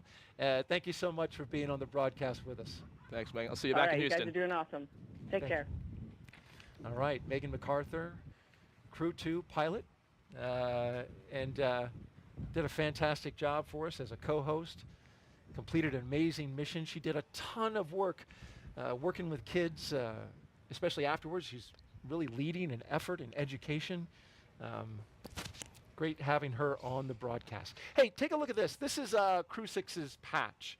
And we want to talk about how this came into existence. It's very unique. Each patch for each mission, every flight has one, and it's designed by the crew. So you can see the one for Crew-6, and what you'll notice right away is the wooden dragon ship with the dragon figurehead there. And that's because each Crew-6 member has an affinity for seafaring vessels. And then check out the anchor. It's the International Space Station. You see it there. And then lastly, the sail represents the 3 planetary bodies of Earth, Moon, and Mars, the ultimate destination of NASA's Artemis program. I like that call forward to where we're going, even though this is a mission to low Earth orbit. Yeah, I think that's a common theme in a lot of the patches. You'll see like a reference to Moon, Mars, Orion, something like that. We definitely see this as a stepping stone to go beyond low Earth orbit.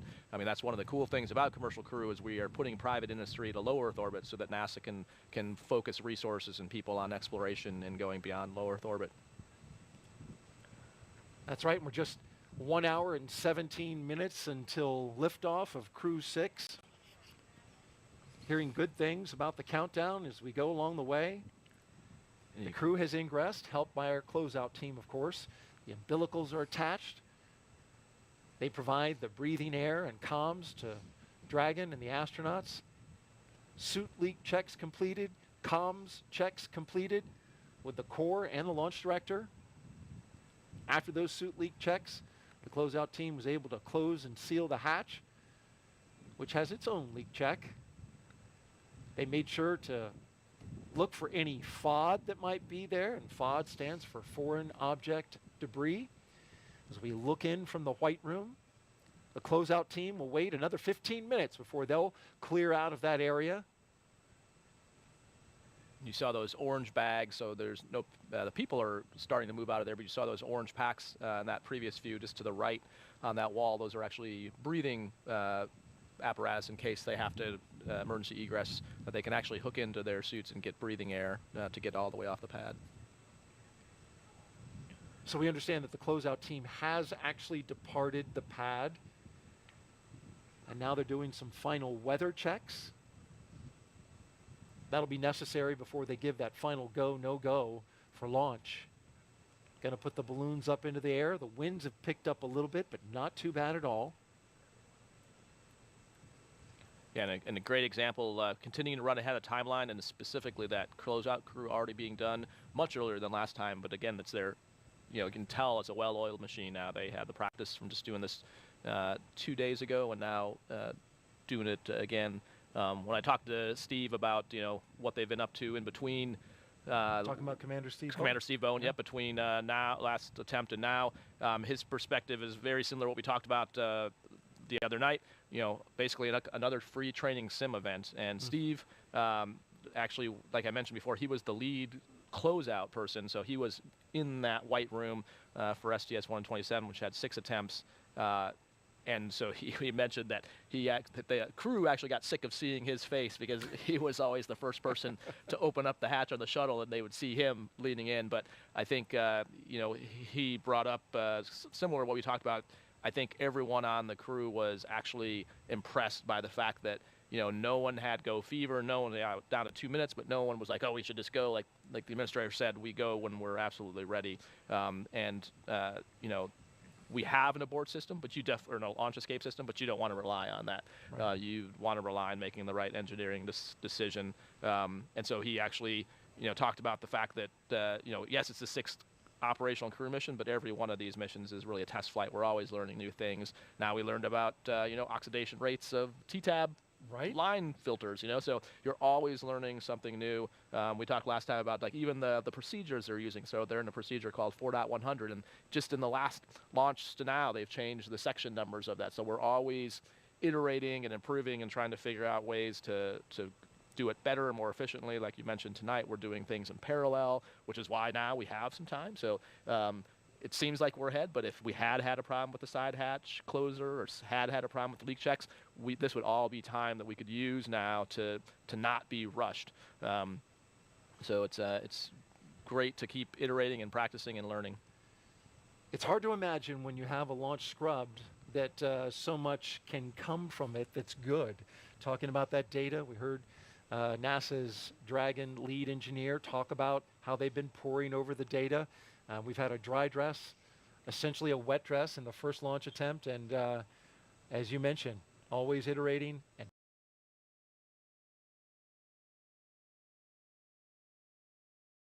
Johnson Space Center, Courtney Beasley is standing by. Courtney? Thanks, Daryl. The team here in Mission Control Houston has polled that they are go for launch. The International Space Station is ready for astronauts to lift off. When Flight Director Jed Freeling polled his team, he was asking the flight controllers who work on all of the key systems on board the station if their focus areas were online and working properly. This includes life support systems, proper communications links, computers that allow us to command the station's onboard subsystems, and our ability to control and maneuver the space station are all fully functional. The crew in orbit is currently in a sleep period, and they are scheduled to wake up at midnight Central Time. The International Space Station Flight Control team is ready for launch. Mission Control Houston will continue monitoring the mission as we check off milestones for today's flight. In the meantime, I'll send it back out to the team at Kennedy. Daryl. All right, a beautiful shot from high above the Kennedy Space Center, going by the VAB as we look out at Launch Complex 39A. During the previous launch attempt, I want to recall this. Roger told us that dragonflies during dry dress is a good luck charm. Well, after the scrub, I was watching the Starlink launch. What do you see there? Looks like some insects flying by, maybe dragonflies. Yeah, I can't tell if they're insects on the screen or there you go. There's a buzz. Right? They were buzzing my phone. I thought it'd be a good idea to put some dragonflies in for the some show. Good luck. Roger. I like it. Yeah. Is that going to bring us some good luck? I sure hope so. Well, let's hope so indeed. 1 hour and 11 minutes, counting until liftoff. Let's check back in with Jasmine Hopkins, who has a special guest. Thank you so much, Daryl. Joining us now is Kennedy Space Center Director Janet Petro. Thanks so much for being here, Janet. Thank you, Jasmine, for having me. We're always happy to have you. And right now we're preparing for Take 2, second launch attempt of Crew-6, but this is something that the Kennedy workforce is built for, really. I mean, we're very agile. Can you speak to that? Yeah, sure. So, last year, 60th anniversary, we went through this with Artemis, not just 2 times, but we did it 3 times, successfully launching the 3rd time on November 16th. So launch is hard, the whole process, and we got to get it right. They say, you'd rather fix a problem on the ground than launch and then have a problem in the air. So the team, the NASA team along with the SpaceX team has worked really hard. We had our Delta launch readiness review late yesterday evening, worked through the issues that we experienced on the first one, and we're ready to go tonight, Jasmine. That is what we want to hear. It's good to hear that we are looking good for launch tonight, Jan. And you just mentioned that 60th anniversary. It was our diamond anniversary last year. To think that we've been here 6 decades, what is Kennedy doing to continue growing and improving? So the first 60 years, it started, Kennedy was with Apollo, and then diamond anniversary last year, Artemis, first launch of Artemis, going back to the moon. But as a spaceport, we really have come into our own. We've really brought a lot of the commercial industry here to launch. 94 launches on the manifest this year. We had 57 last year, like you mentioned, 31 the year before that. So we are growing. We obviously are a very popular place, not just because of the geography, but the services that we're providing at the center to our commercial partners and customers. We're working very hard to make it easy for them to launch and to provide them the best services. And I got to brag for a moment. We have a spaceport integration team. They coordinate with the 45th SLD, the Space Force side. Every single one of those 90-plus launches will be supported by our Kennedy team as well as the Space Force side. We work jointly together in partnership to ensure that all of those launches are successful. And of that 90-plus, 79 are commercial.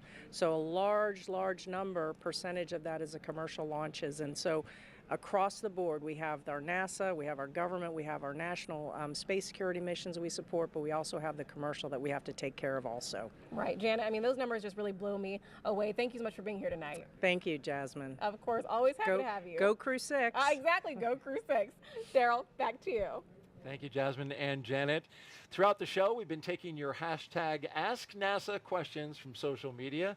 We have time for a few more before Falcon 9 fueling begins at T-minus 35 minutes. We're sitting now at 1:08 and counting. And Raja, there's the question. It seems like astronauts work on some really cool and interesting things other than flying. Raja, can you take a minute and talk about something interesting that you're working on right now? You're not flying, currently on a mission, obviously because you're here. So what you working on? Yeah, so I'd say most of our time is not actually flying in space, so we do maintain the training for that, whether it's NBL, which is the Neutral Buoyancy Lab, so doing practice spacewalks in there, whether it's working on the ISS systems, working on different experiments, getting smart on geology, biology, but we also all work on different projects in the office on the engineering and development program. So specifically, there's a whole lot of work going on in Artemis right now. The administrator talked about Artemis. That is the goal of the agency to get us back to the moon, to stay and go on to Mars. So there's the SLS, which is the rocket. There's the Orion, which is the capsule. There's the Gateway, which is the Lunar Space Station. And then there's the HLS, the Human Landing System, which is the lander. So that's my particular job right now, is helping with lunar lander development and testing. And so I love my job. I love to fly in space, but I also love my day job. And so that's, we're doing all different kinds of things. There's folks working on the lunar exploration suits. So those are the space suits for the surface. So we're not going to use, we talked about there's IV suits, which are for in the vehicle. There's EVA suits, which is what we use on the space station. And we are working on lunar suits because that's different than either of the ones we have.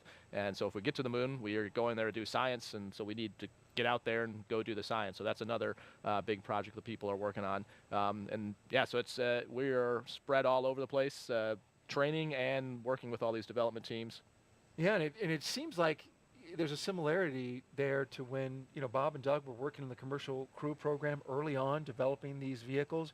You're very early on in the HLS system, so it's got to be kind of exciting to be working on the next thing that's going to land on the moon. Yeah, I think all of us enjoy. That's why it's fun to do these things. And our job is in the office is to fly, but also to bring the crew's perspective, the operational perspective, to all these programs and to these efforts to make sure that we're, the human is the important part of human spaceflight. And so keeping that in mind and keeping that at the forefront is always really important. And that's why it's important to have us tied into all those programs. And for those of you who are watching, and for those of us who are enjoying watching, if you want in on the social fun, follow us on Twitter at NASA Social, or check us out on the web at nasa.gov/social/social.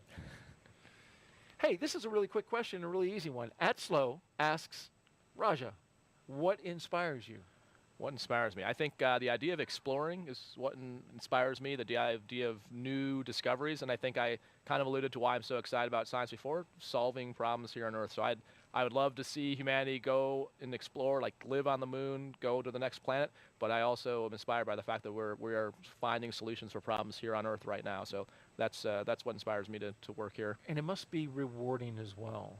It's amazing, yeah. So I think what inspires me is inspiring others too. So I think one of the coolest parts of our jobs, it takes time and effort because you're traveling, but going to talk to like school kids, that's hands down one of my most favorite things really? To go do. And just, yeah, I mean, seeing their excitement, just when an astronaut walks in the door, it's just so fun, you know, and. Yeah.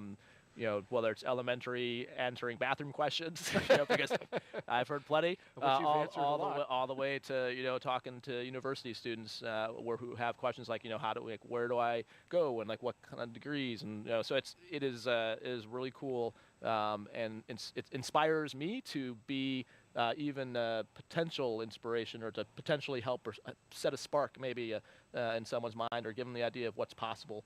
Deep curiosity as well. We are 1 hour and 4 minutes and counting until liftoff. This day is the continuation of regular flights to the space station from U.S. soil. Crew-6 and the mission will be the company's 6th crewed spaceflight. This is for, of course, SpaceX and NASA, following the crewed test flight Demo 2 and 4 previous operational crewed missions to the space station. It will also be SpaceX's 8th crewed spaceflight overall, including the private orbital mission Inspiration 4. Today, our crew is flying on board Dragon Endeavour, and this will be the 4th flight for this capsule. It'll be taking a ride on a brand new Falcon 9 rocket. The Dragon is this particular Dragon, Endeavour, is the flight leader in the fleet. Its 4th flight, which includes Demo 2, Axiom 1. It's been a great countdown so far, 1 hour and 3 minutes and counting. Weather is fantastic here at the Kennedy Space Center, only a 5% chance of violation. That means 95% go. Doing some math here, getting inspired by my fellow astronaut here. Really advanced stuff. Avoid math in public, that's my rule. That's a good idea. Excitement is picking up, though, as we get closer to T0. And so with roughly about an hour, No, go ahead. About an hour to go until liftoff, things are going to start picking up. We get close to the go, no-go pole to arm the launch escape system and begin the propellant loading. The crew poll for readiness, that will happen right at T-minus 60 minutes. And then the Dragon poll for prop load is at T-minus 55 minutes. From there, at T-minus 45 minutes, there will be an internal mission control Hawthorne poll, and then the launch director's poll for propellant loading will follow. When we get to about T-minus 40 minutes, the crew access arm will retract, and the crew will get the call to close their visors and to arm the launch escape system. We're going to walk you all the way through it. This is the automated safety system that's in place that can fire the 8 Super Draco thrusters on Dragon to quickly separate the crew from the rocket, either on the pad or during a flight on the ride uphill. And then, once we reach about T-minus 35 minutes, propellant loading for the Falcon 9 will begin.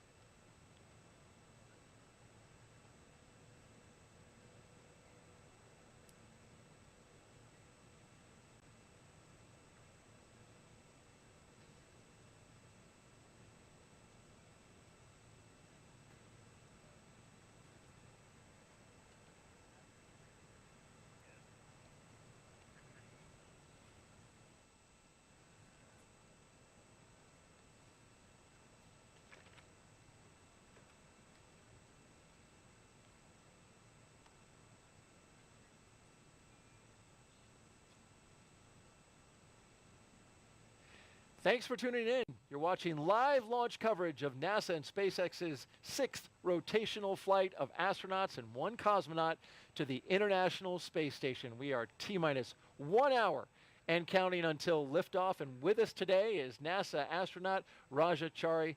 Raja, thanks for coming back. Yeah, glad to be back. Hoping to see my first launch.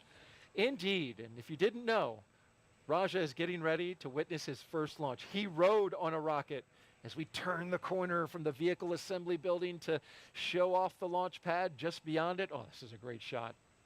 The big reveal. Look at that. It certainly is. That's cool. There it is, the Launch Complex 39A, holding for a 12:34 a.m. Eastern Time liftoff. And so right now the crew is going through kind of mentally, you know, probably looking forward to the prop Dragon timeline. SpaceX And you cycling orbit tank isolation valves to equalize low flow pressure. SpaceX Dragon copies, we're watching. Quickly explain what that is. So give them that call. So a lot of times whenever they're going to do something with any prop loading or valves, they'll give the crew a heads up. So if they hear the sound or feel the vibration, that they know that that's planned. So they usually give them a call prior. You mentioned that it's about to get a lot busier on the loops as they start going through some go, no-go polls and talking to the crew. And so they are looking ahead in what's called the event details, and they have probably two displays up, one that's event details, one that's in procedure 4.100. They're sitting in 4.100 waiting for the poll to say that they can arm the LES, the launch escape system. And on the timeline, they're probably looking at what the prop loading steps are and just kind of anticipating what's coming up next, probably scrolling ahead to kind of talk through the launch sequence and using this time to basically what we call chair fly, talk through. Dragon SpaceX, you are go for section 5. When ready, report go for launch. All right, picking up section 5, preparation for LES arming.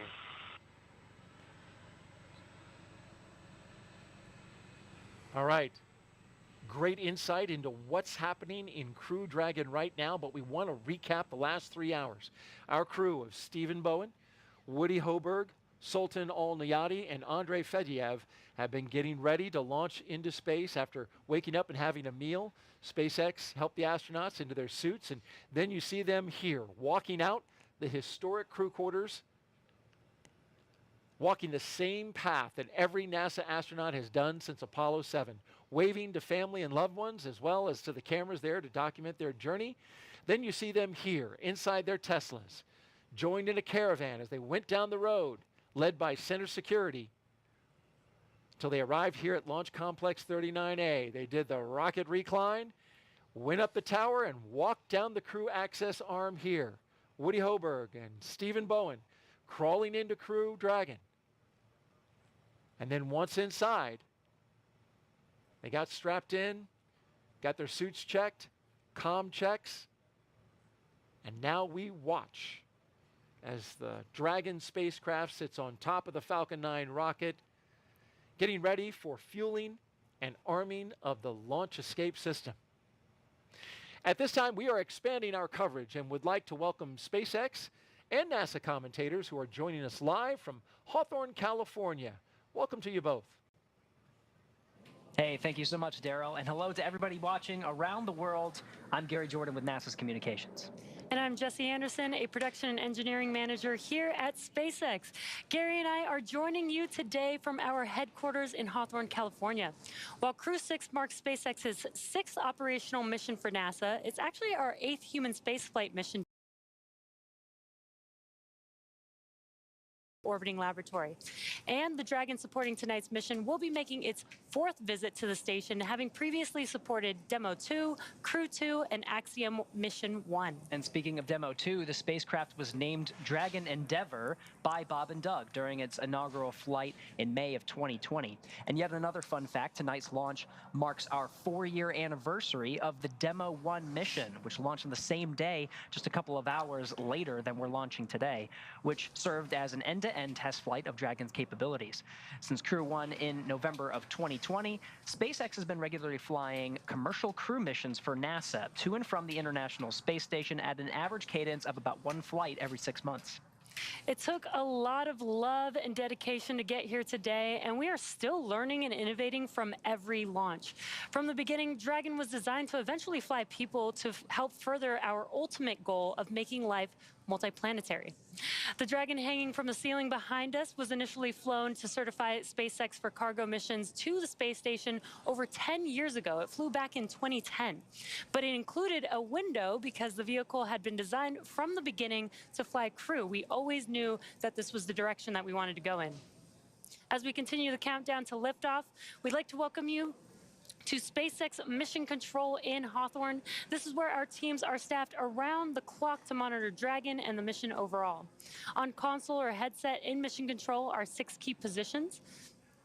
The mission director is in charge of the room and tasked with making real-time decisions to ensure mission success. The person that you may hear talking to the astronauts is the Crew Operations and Resources Engineer, who you'll hear us refer to as the Core throughout the broadcast.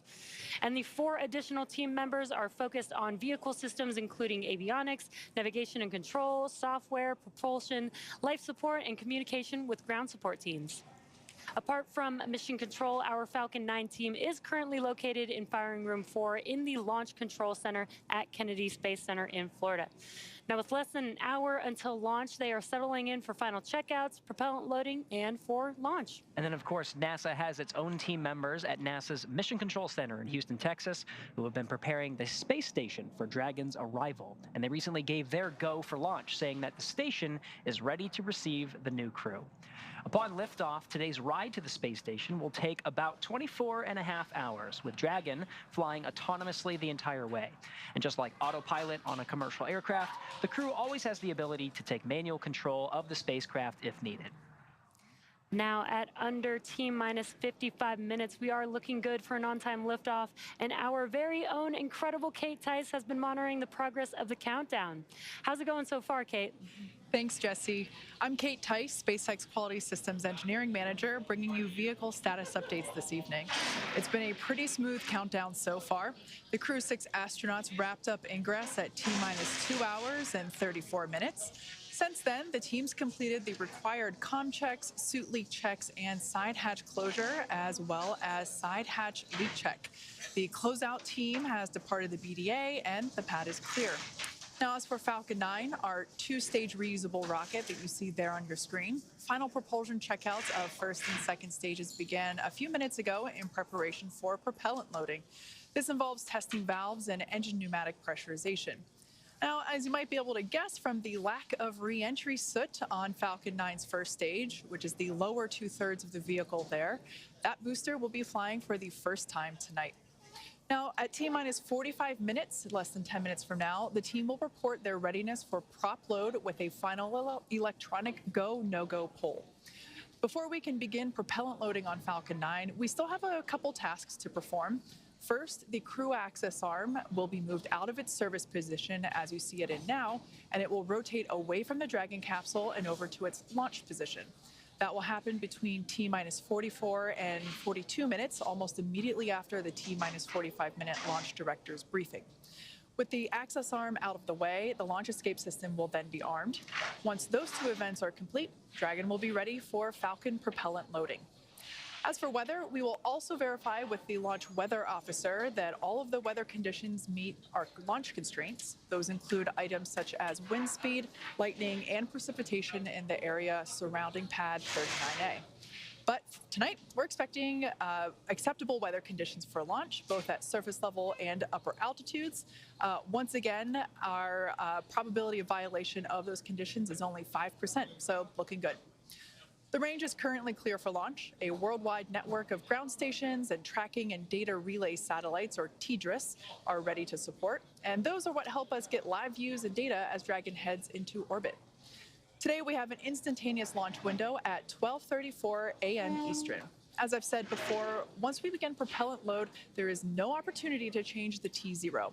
The timing for Dragon to rendezvous with the International Space Station is down to the exact second. So today we only get one chance. But the good news, at T-minus 51 minutes and 32 seconds, we are go for launch. Great news. Thanks, Kate. Today's launch marks the 6th time a rotational crew will fly on a commercial spacecraft. And much like our previous crews, today's crew has been training with our teams at SpaceX for the last several months, running nominal and emergency simulations of what the full mission will look like while seated inside of Dragon. And as with every mission, each one of our crew members brings a diverse set of experience to today's flight. That's right, and let's start with the mission's commander. Steve Bowen was born in Cohasset, Massachusetts. He holds a bachelor's degree in electrical engineering from the U.S. Naval Academy and a master's in ocean engineering from the Joint Program in Applied Ocean Science and Engineering at MIT and Woods Hole Oceanographic Institution. In July 2000, Bowen became the first submarine officer selected as an astronaut by NASA. This will be Bowen's fourth trip into space as a veteran of 3 space shuttle missions. 3 days in space, including 47 hours, 18 minutes during 7 spacewalks. As mission commander, he'll be responsible for all phases of flight aboard Dragon, from launch to reentry. Warren Woody Hoburg is from Pittsburgh, Pennsylvania. He earned a bachelor's degree in aeronautics and astronautics from MIT and a doctorate in electrical engineering and computer science from the University of California, Berkeley. His selection as an astronaut in 2017. As pilot, he will be responsible for spacecraft systems and performance on Dragon. Sultan Al Neyadi will be making his first trip to space, representing the Mohammed bin Rashid Space Center of the United Arab Emirates. Aboard Dragon, he'll serve as a mission specialist, working to monitor the spacecraft during the dynamic launch and re-entry phases of flight. He spent time in the UAE military prior to becoming one of the first 2 individuals selected by his country when they started their space program just a few years ago in 2017. Al Neyadi will be the first UAE astronaut to fly on a commercial spacecraft. Andrey Fedyaev will be making his first trip to space and will also serve as a mission specialist, monitoring the spacecraft during the dynamic launch and re-entry phases of flight. He was selected as a cosmonaut in 2012 and will be the second cosmonaut to fly aboard a SpaceX Dragon. Each of these crew members will be a part of Expedition 68 upon their arrival to the International Space Station. Now let's head over to Kate Tice for another status update on the countdown. How's it going, Kate? Thanks, Jesse. We're coming up to T-minus 48 minutes and 40 seconds. The SpaceX launch teams are finishing final review of data from all the checkouts of Falcon 9 over the last hour. The launch director has confirmed with the launch weather officer that weather meets propellant loading constraints. So up next will be to poll the team for readiness, both to load propellant and to launch. That will be the final poll prior to liftoff. The 7 SpaceX responsible engineers, often called REs, indicate that they are go by electronically voting on the online countdown procedure. The launch director, or LD, also checks with the Dragon mission director, MD, and the NASA launch manager to make sure they are ready. Earlier, you saw the vehicle assembly building called the VAB. The Falcon and Dragon launch team, as well as key NASA launch members, are in the Launch Control Center adjacent to the VAB. You can actually see where they are right now on the right-hand side of your screen. They have a view straight towards pad 39A through those large windows of firing room 4. On your screen, you see there the Dragon capsule with the crew access arm still in the service position. The crew is on board Dragon waiting for the next instructions, which will be to stow the crew arm for launch and to arm the launch escape system. Once the launch director gives the final instructions to the launch team in that T-minus 45-minute briefing, immediately afterward, the crew access arm sequence will be armed and initiated. We should get a good view of that access arm as it swings away from the capsule. That will take about 2 minutes to complete its rotation to move out of the way. The range continues to be go for launch. They continue to monitor the clearance area around the launch pad, as well as the air and sea space around that downward upstream, or the flight corridor downstream from the launch pad. As we mentioned before, we have to make sure that all areas are secure in the unlikely event of an abort. There at Kennedy Space Center, the conditions are predicted to be acceptable for launch. If we had daylight, you'd be able to see that conditions are pretty calm. There's 13-mile-per-hour winds. The downrange landing zones, as I mentioned before, are also within the conditions as needed, if needed for an escape. So everything also looking go downrange. Now, in about a minute, we will hear the briefing from the launch director. As I mentioned before, the readiness poll that is underway is the final go for propellant load and for launch. There on screen, you can see the 4 crew members of Crew-6 waiting patiently to go to space. Not much for them to do at this moment, but wait for that LD briefing, which will be coming up in about 35 seconds.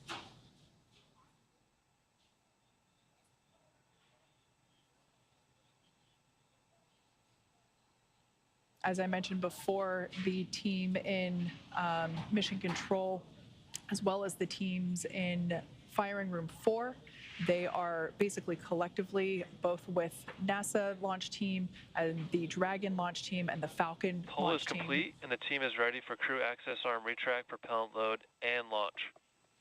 Both control rooms are going to lockdown at T-minus 45 minutes and remain in that state until the launch escape system is disarmed. All operators are remain at their console and maintain a sterile cockpit until MD confirms successful disarming of the launch escape system following orbit insertion or propellant offload in the event of a scrub. For non-urgent no-go conditions, brief the CE or LD and they'll approve aborting the countdown. For urgent issues affecting the safety of the operation, operators shall call hold on the countdown net. Launch control will abort the launch auto sequence immediately and proceed into the launch abort sequence. At T-minus 10 seconds, launch control will be hands-off, relying on automated abort criteria for the remainder of the count. Launch control, you may proceed with arming the crew arm for movement.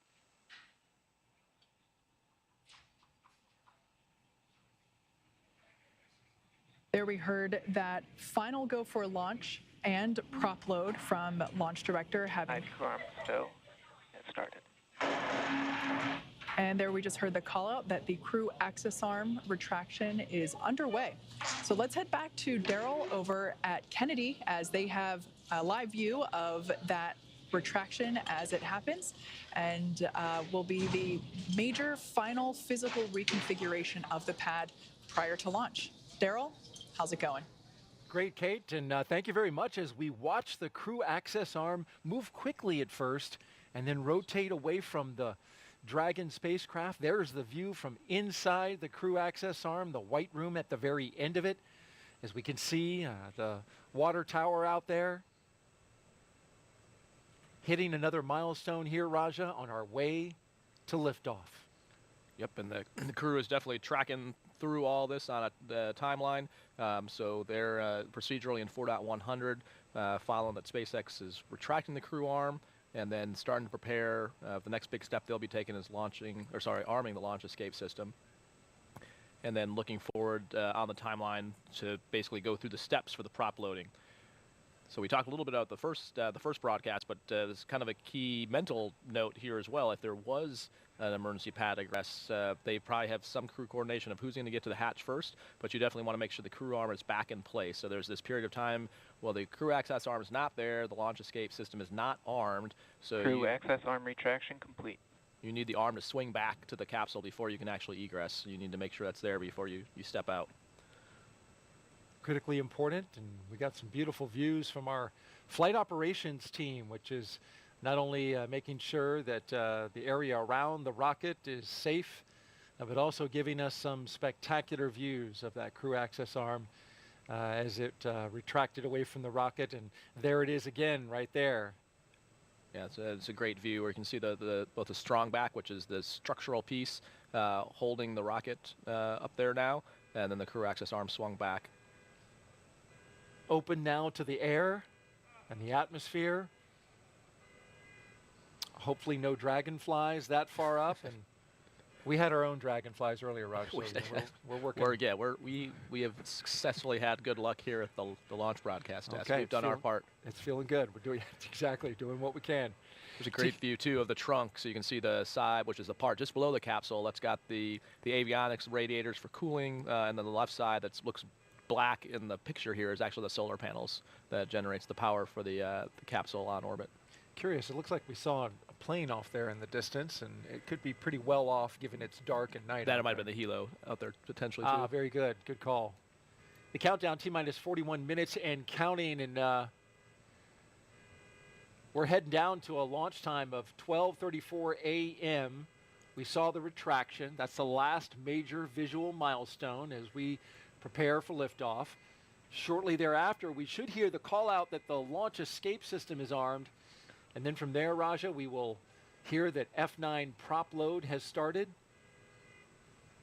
Yep, and timeline-wise, I'd expect probably about another minute and a half or two. They'll tell the crew to they'll tell them to go ahead and step into the arming.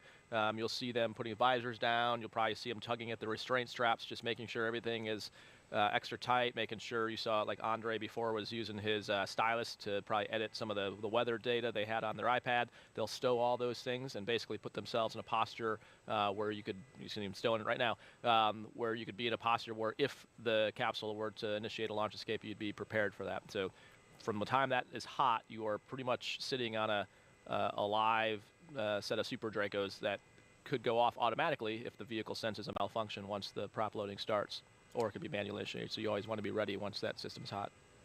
Well, Raja, you say it, and then we see it. Calling it out. Remember well from your time as the commander of Crew 3. It's worth noting, you just came back from space. It was, what, May of last year? Yep. Yeah. Yeah, it's good to be back. I'd go back in a heartbeat, but it's also good to be back home. But oh, you're watching your friends go up? Yeah, this is it's really surreal to have friends and colleagues on the end of that rocket, and I think it just reinforces the importance. You asked earlier, and the question was like, what do we do on our normal job? There's also people in our office. So Joe, who's the chief of the office, goes to the launch trainers reviews, and you are signing up your friends to go ride in this thing. So we take it pretty seriously, as well we should.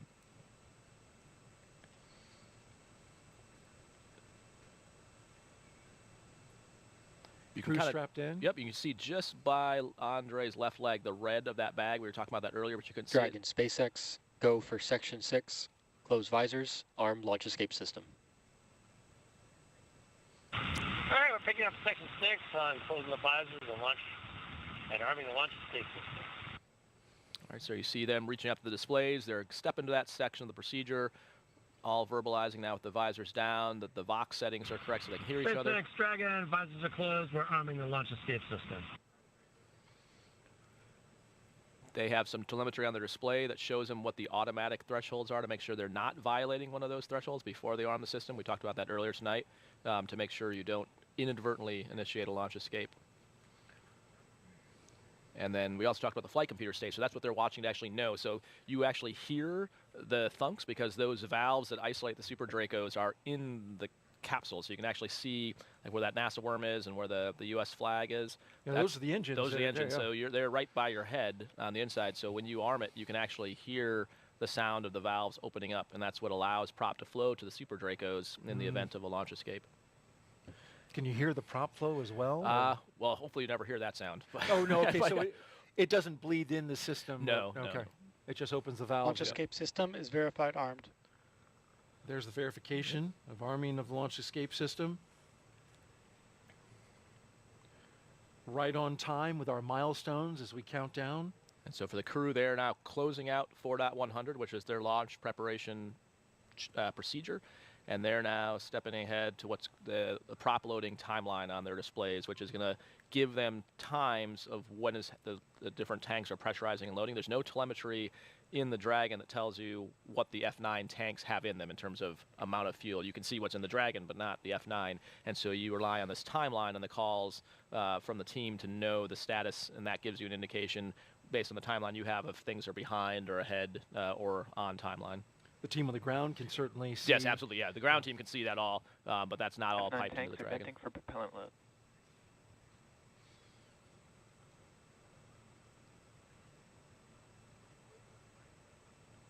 We'll start venting. These would be the tanks on the ground. Right. So as they start to, they have what's called these giant accumulators that are full of the fuel that they then pump into the F9. And the two things I learned on our first broadcast attempt, one is that the license plate changes every time. The second that I also learned from you is that you can tell out here how full the rocket is by looking at the level that the condensation comes off the outside of the rocket, which you can't see that on the inside, but that's a good technique for if you're watching on the outside and don't have the benefit of having the displays the crew has or the telemetry the ground has to just get a look at binoculars if you're standing on the causeway or on TV and know how full the tank is. Outdoor fuel gauge. Yeah. Only if you launch in the humidity of Florida. I don't know if it'd work in the desert as well. But. Well, we get to see launches out at Vandenberg, California, and It's a little drier out there. It still is on the coast, so we have some humidity, but it is quite a sight. It's a definite pro tip. I didn't know that. I've been well. I've been in the office for 5 years. No one taught me that. Told an astronaut something Yeah. new. I'm feeling proud. But I tell you what, you haven't learned nearly as much as I've learned in my time being in these 2 launch attempts, and so happy you could come back and count this down. We know our astronauts all around the country are watching. Checked in with Megan MacArthur earlier. Had a nice little chat with her. She's watching. Other astronauts from the Corps. The astronaut Corps is roughly, what, about 42 astronauts? Yep, about that, yep. And then a new class called, they're named the Flies, the 2021 class. The Flies, about that's their name? halfway through their training, yep. And looking Okay. forward to, they're crushing it as you would expect. Started. And there's the call from the Corps. Yeah, here we go.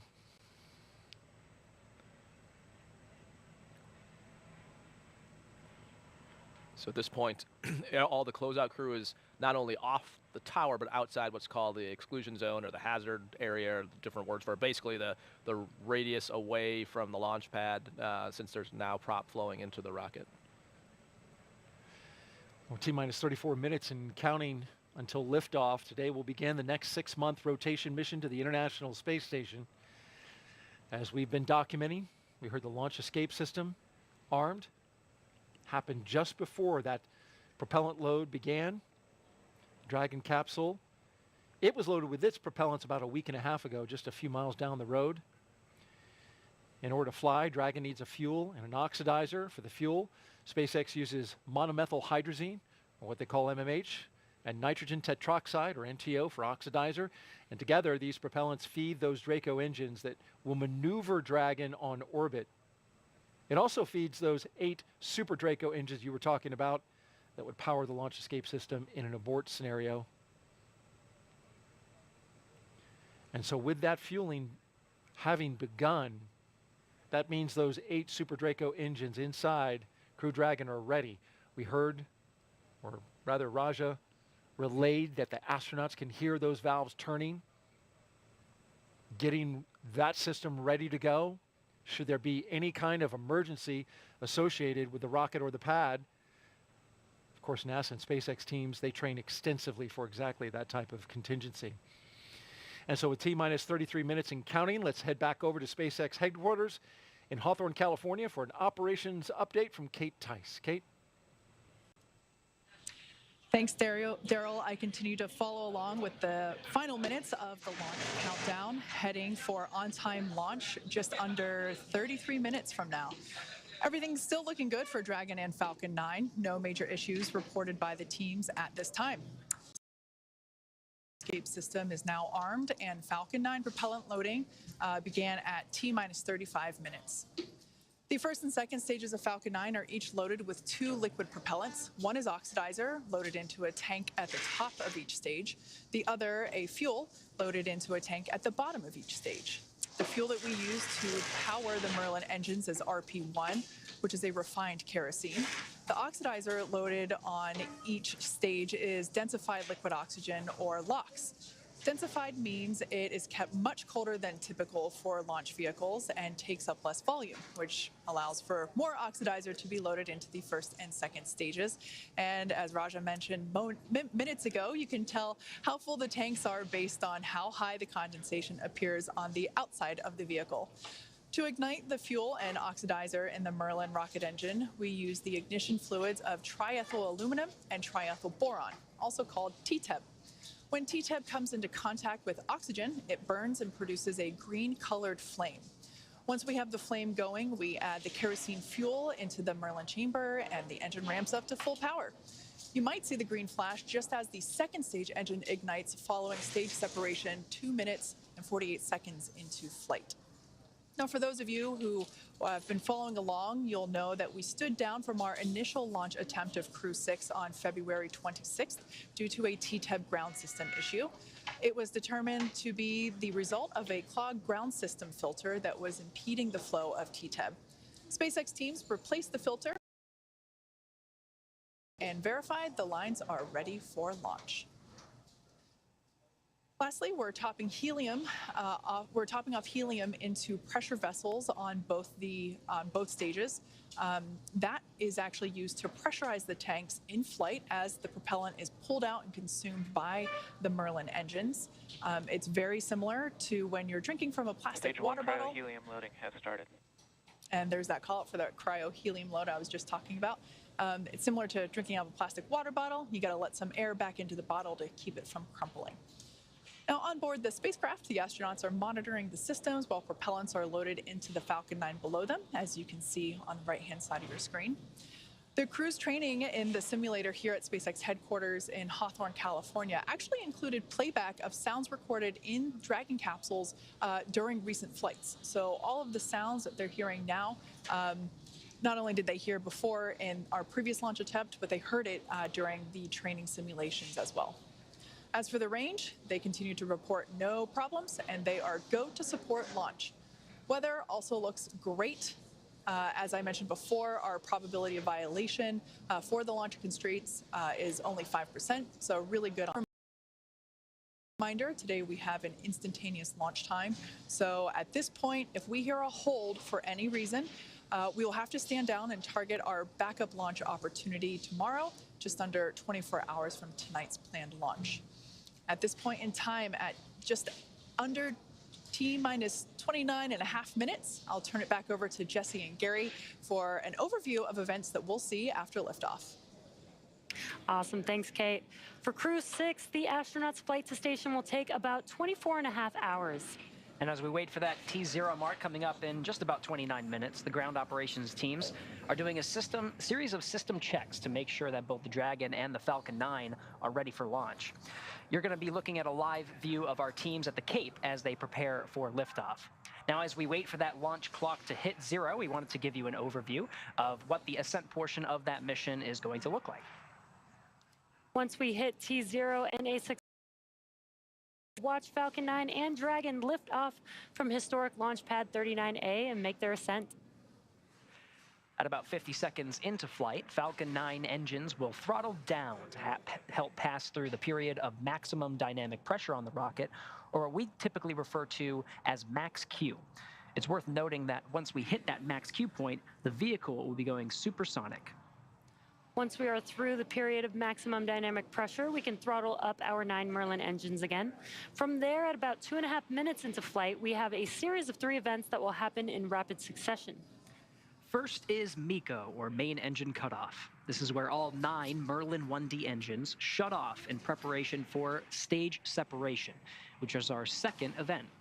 This is where the first stage detaches from the second stage, with the first stage making its way back to Earth from landing, as the second stage continues on its journey with the third event, SES-1, or second stage engine start number 1, where the MVAC engine lights up and propels the second stage, along with our Crew-6 astronauts, into orbit.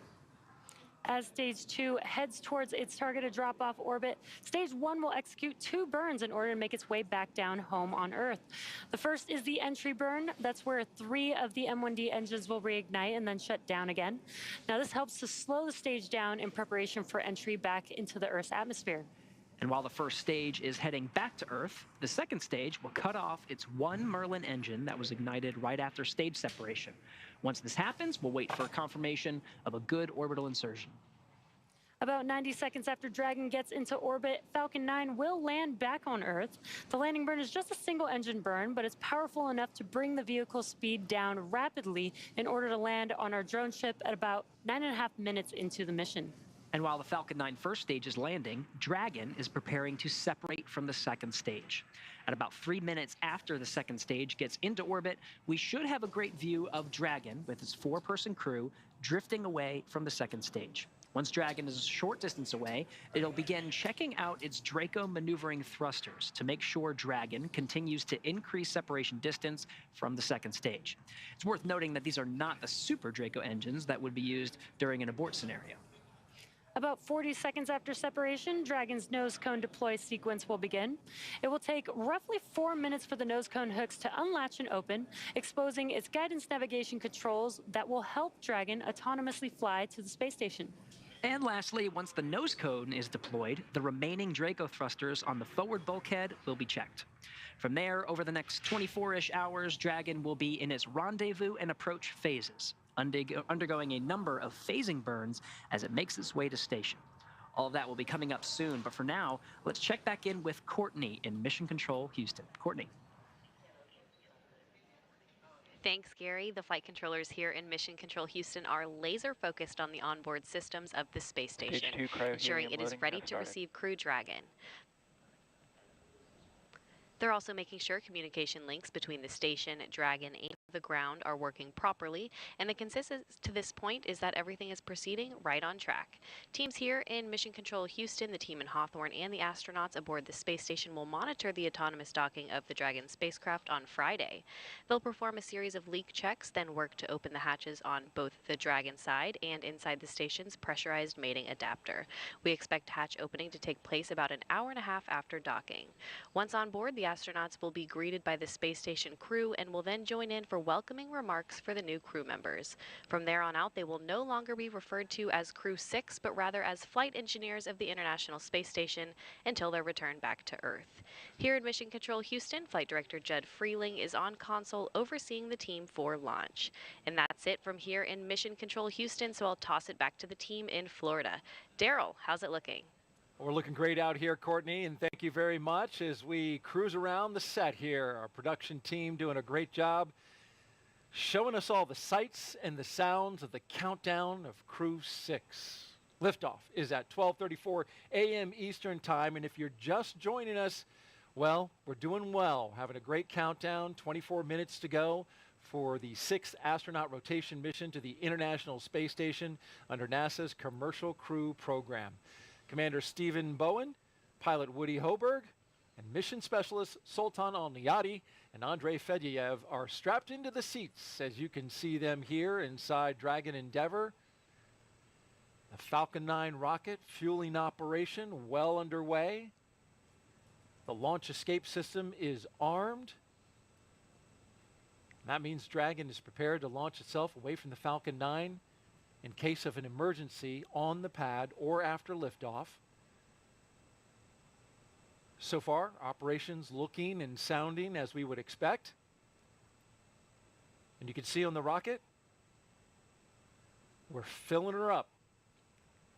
The condensation of the warm, humid Florida air down there shows you that, well, my guess would be about a third.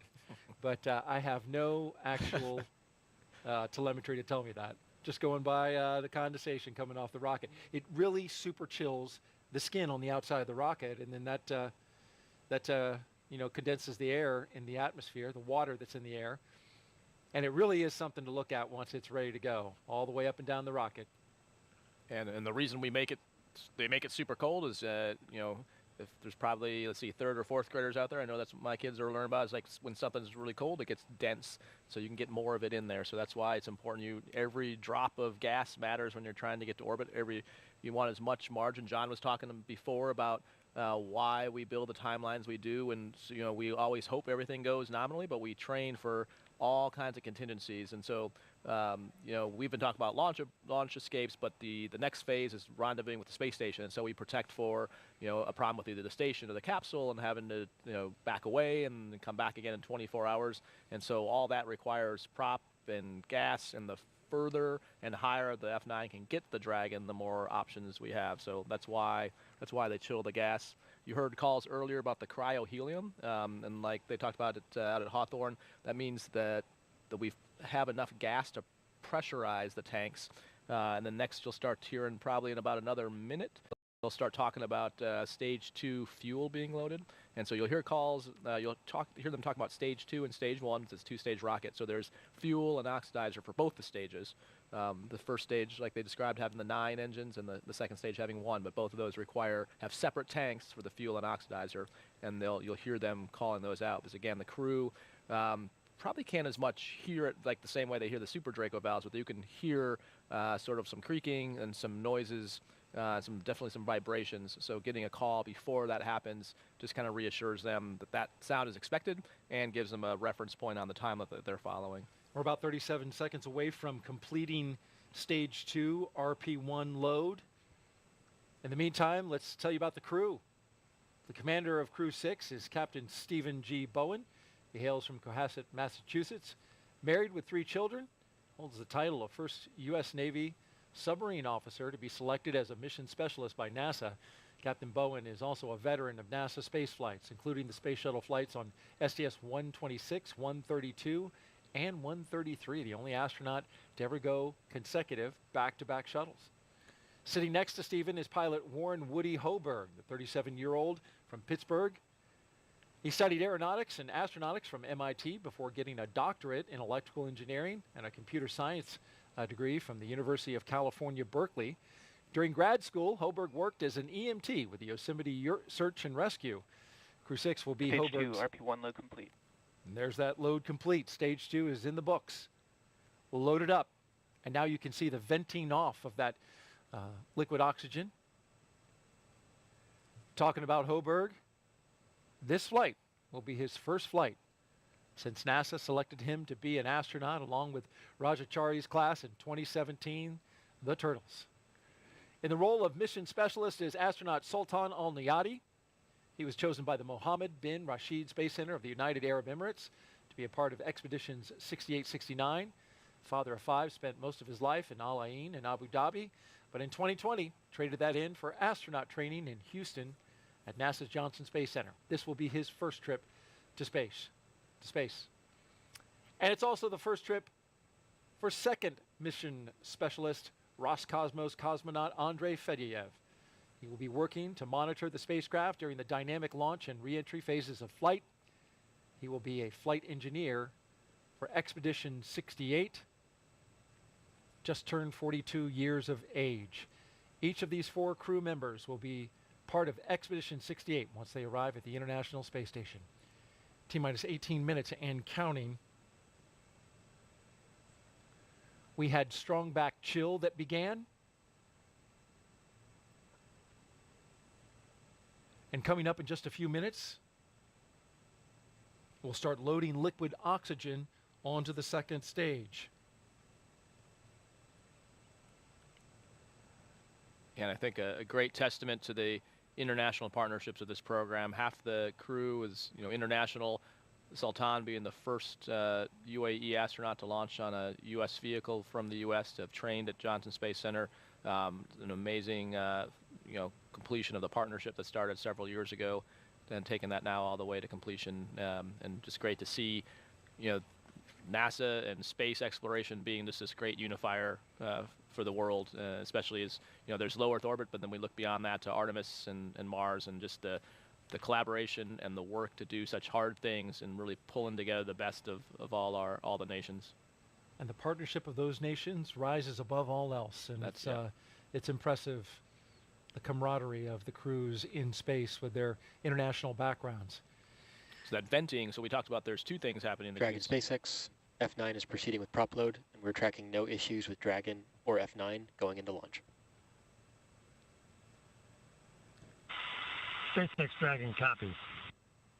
So an update from the core that's on track. So we talked about the condensation a few times, and there's also the venting. So 2 different processes. The condensation is the super chilled fuel cooling the metal and the skin around it. The venting is because it's super cold as it heats up on the inside just from the air temperature, essentially working its way in there, it vents. And so that's just like a pot boiling, and just like you would, lift the lid off a tea kettle to let the pressure out. This is the same thing you're seeing happen there. So that's what's happening kind of from the middle of the screen. Yeah, and on a calm night like tonight, the winds have totally died down. You can see it as it cascades down like a waterfall coming off the middle of the strong back there. Want to make a quick note about the radio and how you can hear. If you're on local amateur radio on the VHF radio frequency, turn into 146.940 megahertz and UHF radio frequency 444.925 megahertz on the FM mode. You can hear this all around the Space Coast. Stage 2 lock load has started. And there goes our Stage 2 LOX load on a beautiful night on the coast of Central Florida. For Stage 1, that's going to continue to load in we'll see that go all the way down to T-minus 6 minutes in terms of the RP1 load. In terms of LOX, that will continue until about T-minus 3 to 2 minutes on the liquid oxygen side.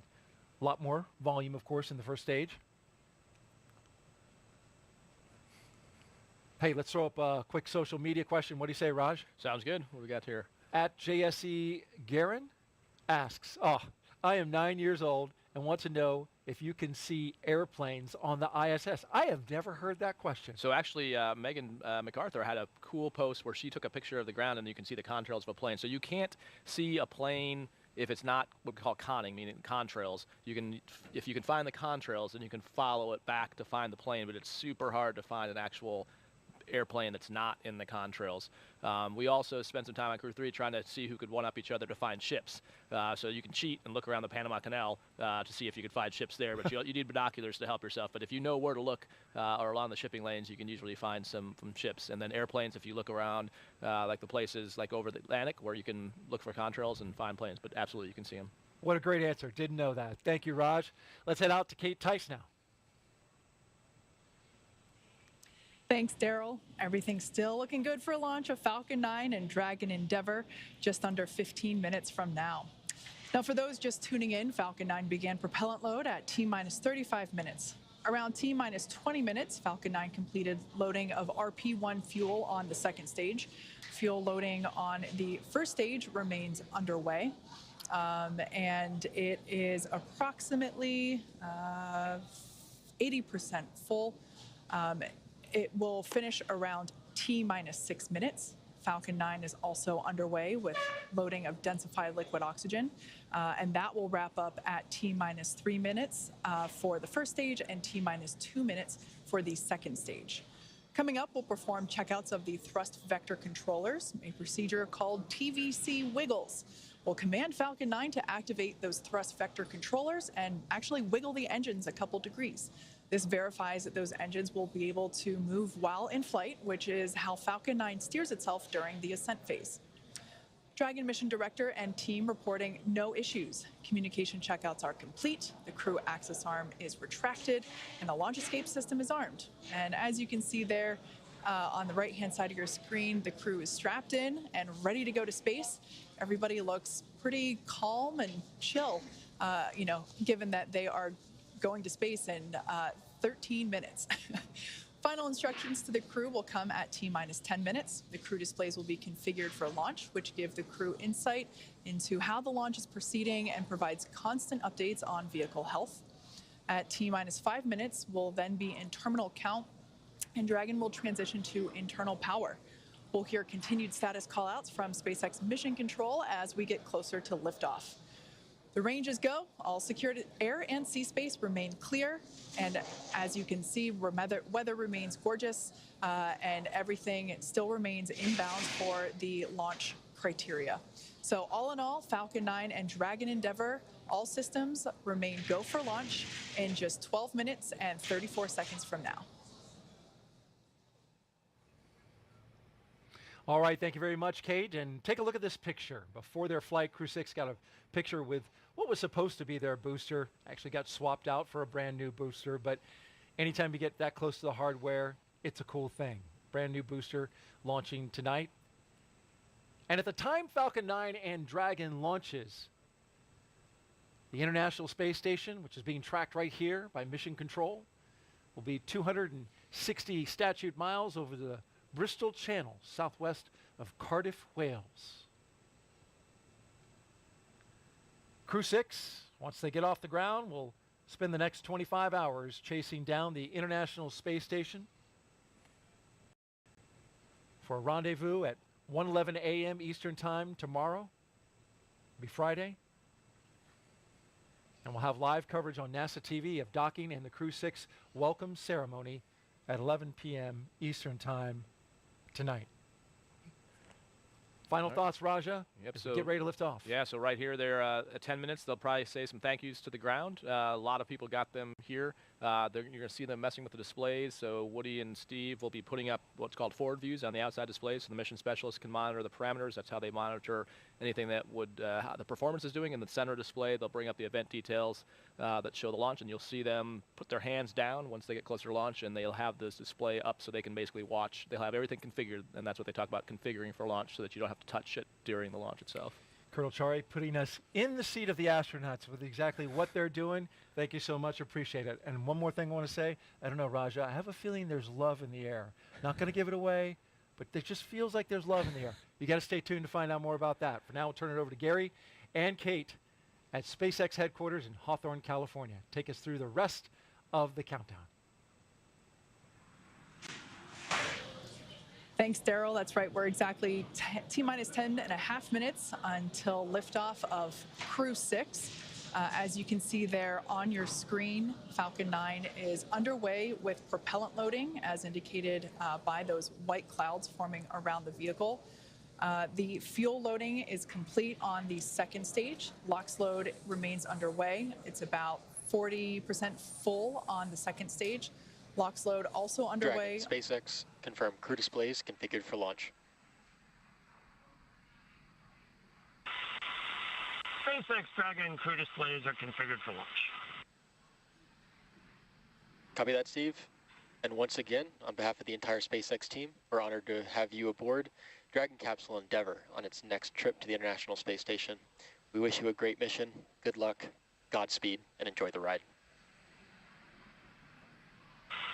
And thanks again to everyone out there who made the vehicle, the ISS, our mission, and our crew ready for launch. Really want to thank everyone and appreciate the great call, much appreciated call for the scrub the other night. It was a great call and a good learning opportunity for the crew and I think for the teams. And so once more to the breach, dear friends, Crew-6 is ready to launch.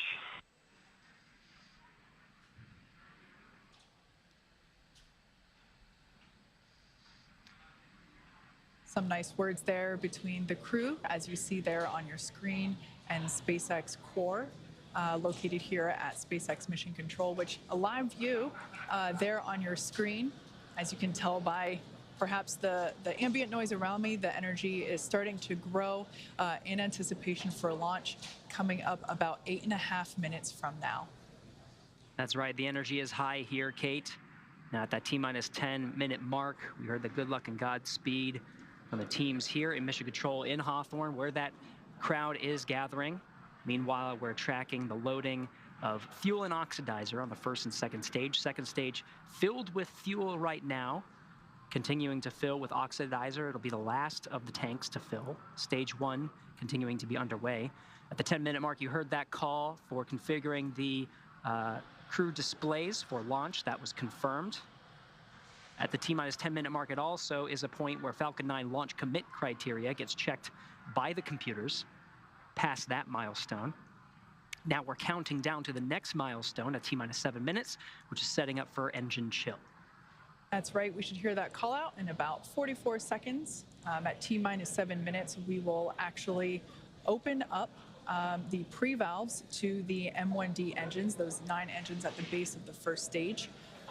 That will allow a little bit of that super chilled, densified liquid oxygen to flow into the hardware, those turbo pumps, and that basically helps prepare the hardware from a thermal standpoint or a temperature standpoint for that full flow of super chilled liquid oxygen. So we basically open up the pre-valves and a little bit of that LOX flows in and helps cool the hardware down in preparation for full flow of liquid oxygen.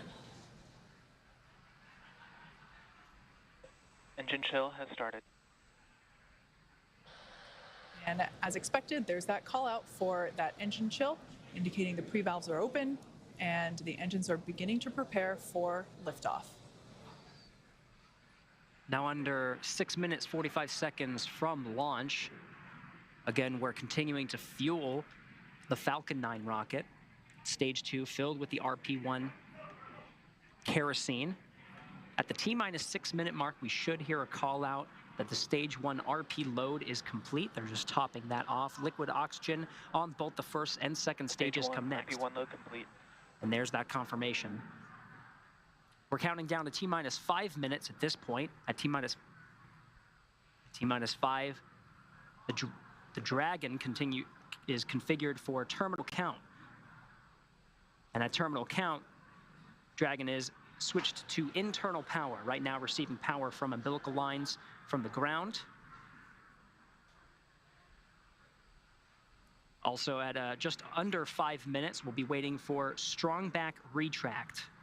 The arm that's Dragon up, we'll see the clamp arm start to open, and the strong back itself will tilt about 2 degrees off from where it is now at a 90-degree position. Just a little off, and then it'll get out of the way completely upon liftoff. Then, of course, comes the, after the strong back retracts, comes the completion of liquid oxygen loading on both the first and second stage.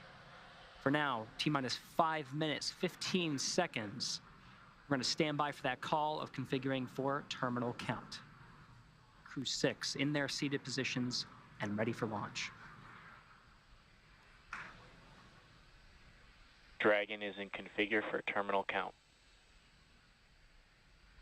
Tanks are pressurizing for strong back retract. All right, and we heard both of those calls. Dragon onboard computers are going to take control of the vehicle. You should be seeing the clamp arm at the very top of the second stage, right underneath where you see the unpressurized trunk of Dragon, which is indicated by the half black and half white indicators, the black being the solar panels that provide power to the Dragon on its transit to the International Space Station. Got that confirmation of strong back retract. We should be able to visually see that strong back. The strong back will retract about 2 degrees away from the vehicle. Then at liftoff, the strong back will actually go back to 45 degrees. That strong back is part of the transporter erector, which provides the liquids and gases and electrical connections to the vehicle.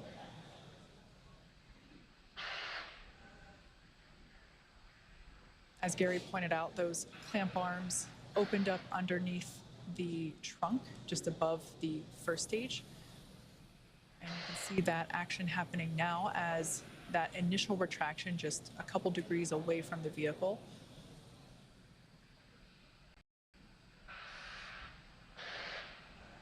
At this point in time, fueling remains underway, propellant load remains underway. All fuels are loaded. That RP1 liquid oxygen load should... Stage 1, lock flow complete. There, we just heard that call out that is all done. Second stage LOX load still underway. That will wrap up at about T-minus 2 minutes.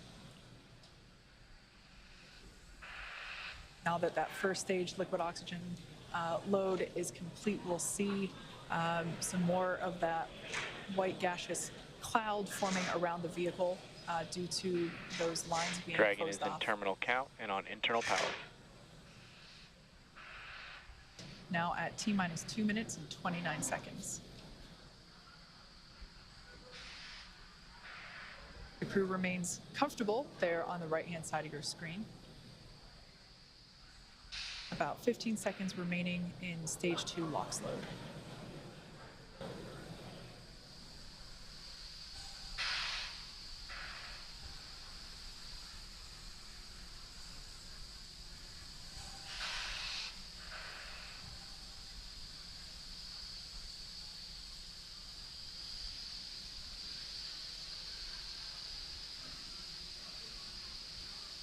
Stage 2, LOX flow complete.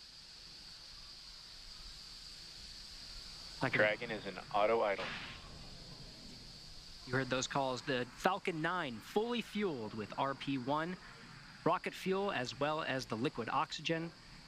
That call of Dragon is an auto idle. There's going to be a series of calls. Gas started. Expect lagging. There's the gas closeout, purging the lines of the fuel that have supplied the Falcon 9 with RP1 and liquid oxygen. We'll also wait for a call of the arming of the flight termination system. The Dragon flight computers are configured for launch. Flight termination system will allow Falcon 9 to talk to Dragon on the ride uphill. Terminate the flight, issuing an abort. Startup. Dragon is in countdown. T-minus 1 minute and counting. Dragon is in countdown. Everything's looking good for launch.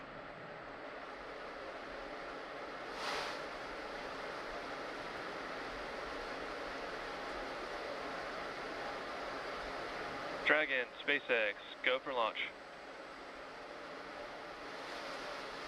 SpaceX Dragon copy. Go for launch. T-minus 30 seconds. T-minus 30 seconds and counting. All teams pulled go.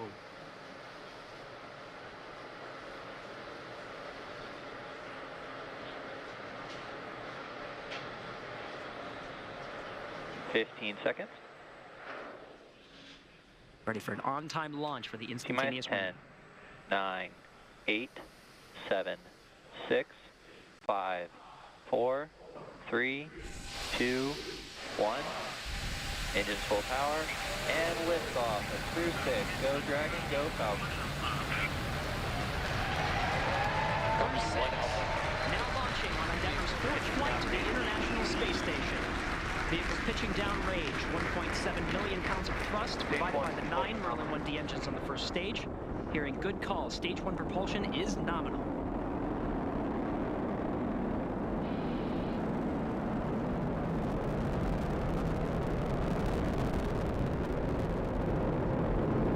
We're now at T plus 34 seconds into the 6th rotational crew mission on board Dragon and Falcon 9. Power and telemetry nominal. Stage 1 throttle down. So there we heard the call out indicating that the first stage engines will begin to throttle down in preparation for max Q, which is the moment of maximum aerodynamic pressure that the vehicle will experience during flight. Vehicle is supersonic. That call out there indicating the vehicle's traveling faster than the speed of sound. Max Q. Stage 1 throttle up. All right, now that we're past max Q. 1 Bravo. Copy, 1 Bravo. That 1 Bravo indicator are different abort modes that are called that allow the ground teams and the crew to track about the position of the Falcon 9 and the Dragon as they make their way up the eastern seaboard. In the event of an abort, these different abort modes would indicate about the position where Dragon would land, as well as indicate what series of maneuvers Dragon would indicate. But so far, we're hearing good calls on the performance of the Falcon 9 on its ride uphill. 1 minute 53 seconds into flight.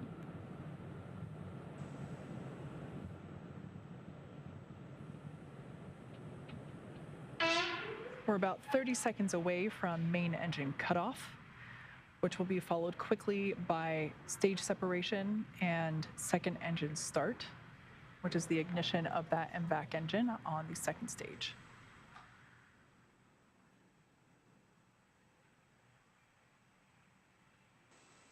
Now about 10 seconds away from main engine cutoff.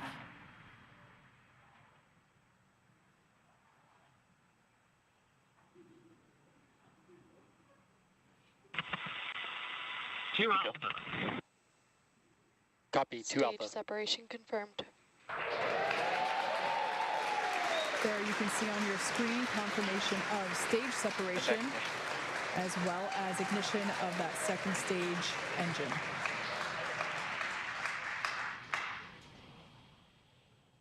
Second stage is now carrying the Crew-6 astronauts to orbit. Beautiful view there on the left-hand side of your screen coming from the first stage, which, as you can see, is still gaining in altitude. It has not yet reached its apogee. A beautiful view of the Florida Space Coast there in the background. Meanwhile, we're tracking good performance on that MVAC engine. On the screen to your right, we'll be hearing periodic performance calls about once every minute of the status of the trajectory of the second stage and the Crew-6 astronauts that are inside Crew Dragon Endeavour. We'll also be hearing call-outs just like you heard just there, as we pass over the various ground stations along the ascent track. Dragon, SpaceX, nominal trajectory. There's that performance call out. Dragon acknowledges nominal trajectory. As for the first stage there on the left-hand side of your screen, that first stage still gaining in altitude, although that gain is slowing down. It will be making its way back down to Earth, landing, attempting a landing on our drone ship. Just read the instructions, which is located off the Florida coast by a couple hundred miles.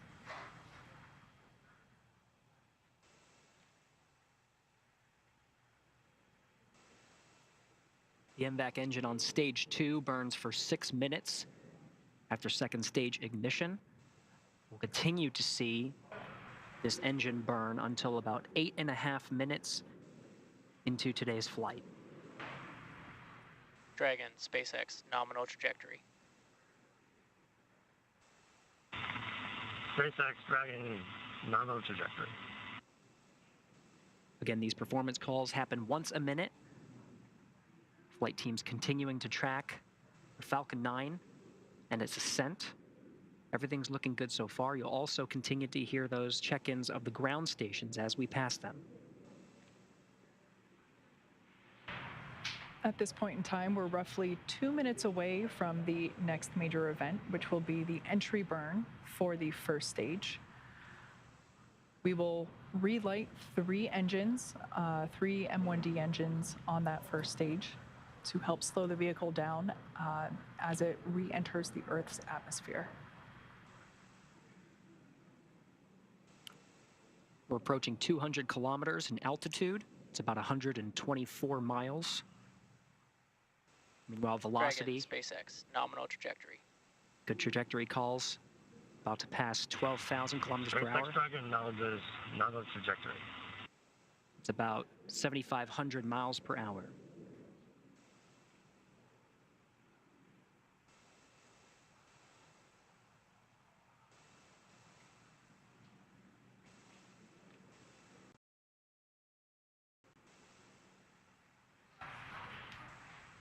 Everything looking nominal for both first and second stages. Now coming up to T plus 6.5 minutes into flight.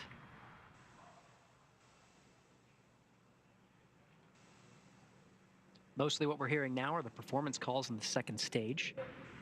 In about a minute is when we'll see a series of events in rapid succession. It's been a pretty good pace since second stage ignition. About less than a minute from now, we'll start to see Dragon, more action SpaceX, on the first stage. Nominal trajectory. SpaceX Dragon, nominal trajectory.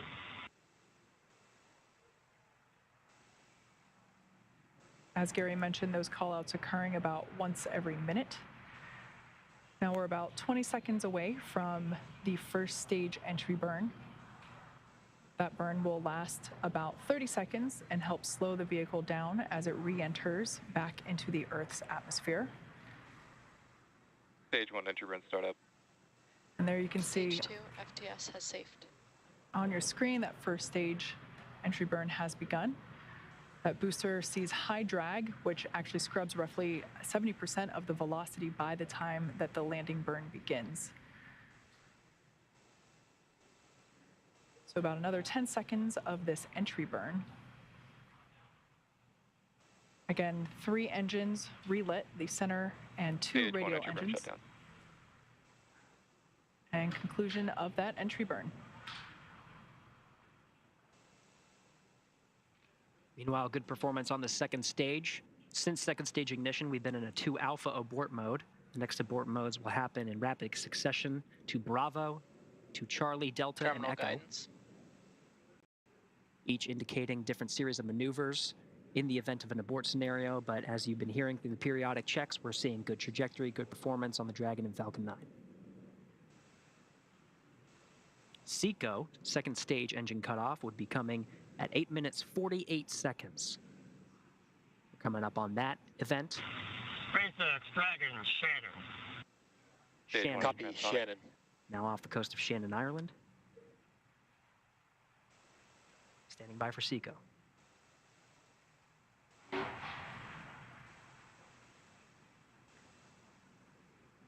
MVAC shutdown. Stage 1 landing burn. And there we heard the call out indicating that landing burn. Dragon, SpaceX, we have a nominal orbit insertion. Great news there for SpaceX Dragon copies nominal orbital insertion. Launch escape system disarmed.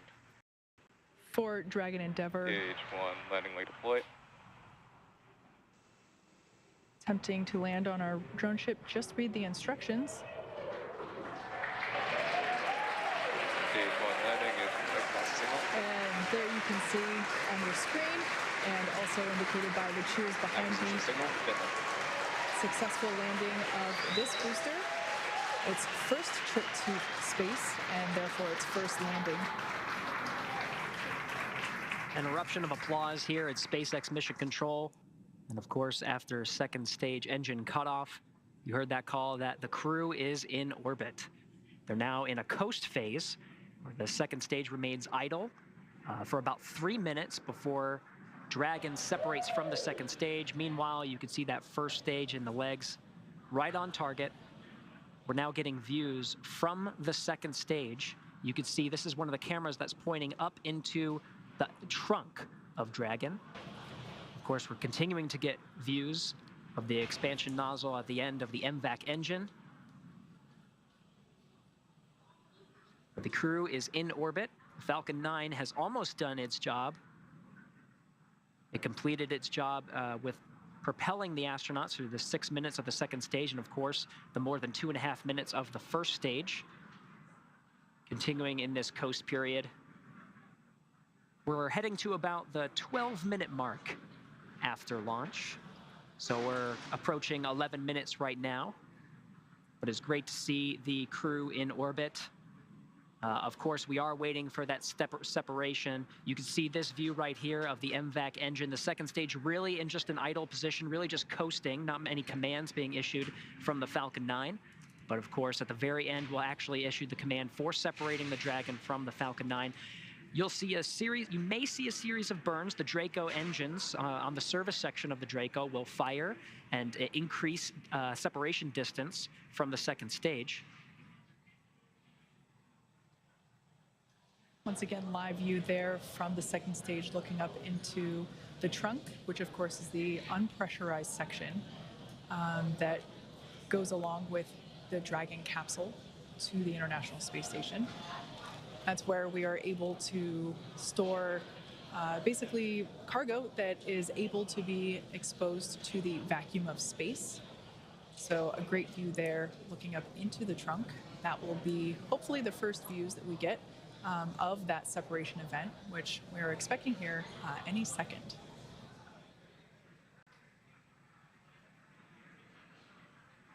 There you can see on your screen confirmation. Dragon separation confirmed. Of that separation confirmed. Dragon Endeavour is now floating free in space. That's right, the Falcon Dragon 9. CE here. Welcome to orbit. Congratulations. Your flight is exactly 4 years after the flight of the one mission. Like Andrey said, all the best things take 2 tries. Happy that we could get you off tonight.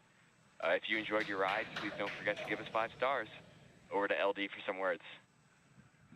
Also, a friendly reminder to put your sushi orders in for CRS 27. Have a safe ride to the space station, and we look forward to seeing you when you get home. Thank you for flying SpaceX. Expected loss of signal, Bermuda. And SpaceX Dragon copies all. That was fantastic. Thank you.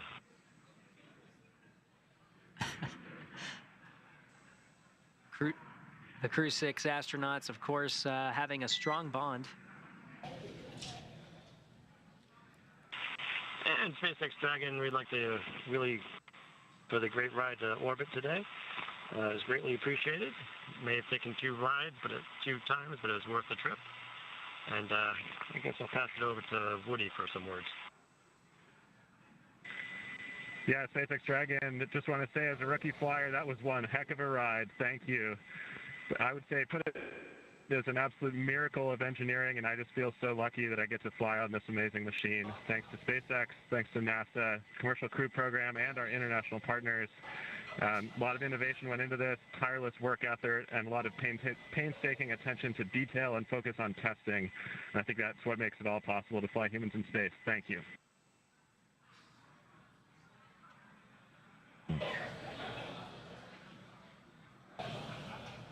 Some really nice words. Всем ребят, большое за подготовку, за то, что помогали в этом деле. Мне и всем ребятам. И я хочу сказать, что сегодня человечество делает еще один шаг в подготовке к новому большому скачку. Огромная честь быть частью такой большой и дружной семьи, величайшей международной команды, как Международной космической станции, работая вместе на благо всего человечества. Today humanity takes another step for next big leap, and for me, a huge honor to be part of such a big and friendly family and the greatest international team of the ISS, working together for all mankind. Thank you.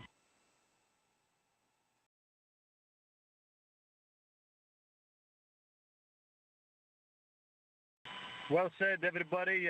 Allow me to say a few words in Arabic first. السلام عليكم ورحمة الله وبركاته. الحمد لله وصلنا الفضاء.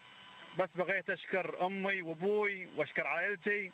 شكرا للقيادة الرشيدة وشكرا لمركز محمد بن راشد للفضاء اللي يعطوني الثقة هذه، وكذلك أشكر كل من جهزنا ودربنا لهذه اللحظة التاريخية من مختلف وكالات الفضاء في أنحاء العالم. شكرا لكم جزيلا.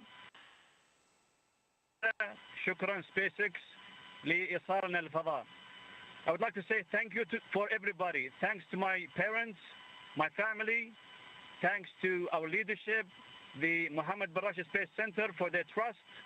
Thank you for everybody who trained us and got us ready for this mission. This is incredible.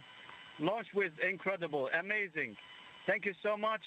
And last but not least, thank you NASA, thank you SpaceX for flying us to space. Go Dragon, go SpaceX. And allow me to introduce our fifth crew member. His name is Suhail, and Suhail is the Arabic name for the star Canopus. And in the Middle East, we anticipate the appearance of Canopus because it marks the end of summer and the beginning of cool time. And Canopus is actually the second brightest star in the night sky. And this is the second flight for Suhail because he flew with astronaut Hassan Mansouri in 2019. And many people think Suhail is an alien, but to me, Earth in a spacesuit, but with high ambitions. Thank you once again, and talk to you from the ISS.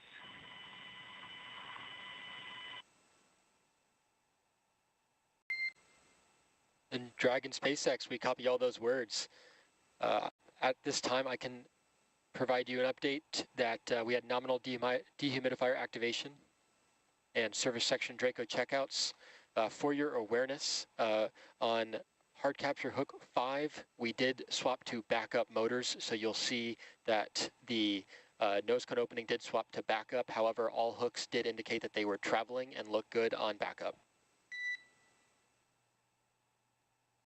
Position signal. SpaceX Dragon copies, and we see that on the display.